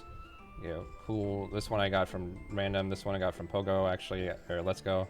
That was from these are from Matsuda. That was from like actual farming. I think that was from an event. That one I caught randomly in the. This was an event. The granddaddy himself, finally. That took forever. Yeah, tons of stuff here. So, but yeah, thanks for chilling. Yeah, I got Kyurem too. That was nice. But yeah, as you can see, I have like, you know, there's tons of shinies. We'll show off the cool ones because again we're out of time. So, Entei, good old Rayquaza. Virizion took me a while, but it looks really cool too. So, all right, guys. Well, thanks for watching. I think I just say goodbye and then we're done. As far as I know for things. So, you guys have a good one.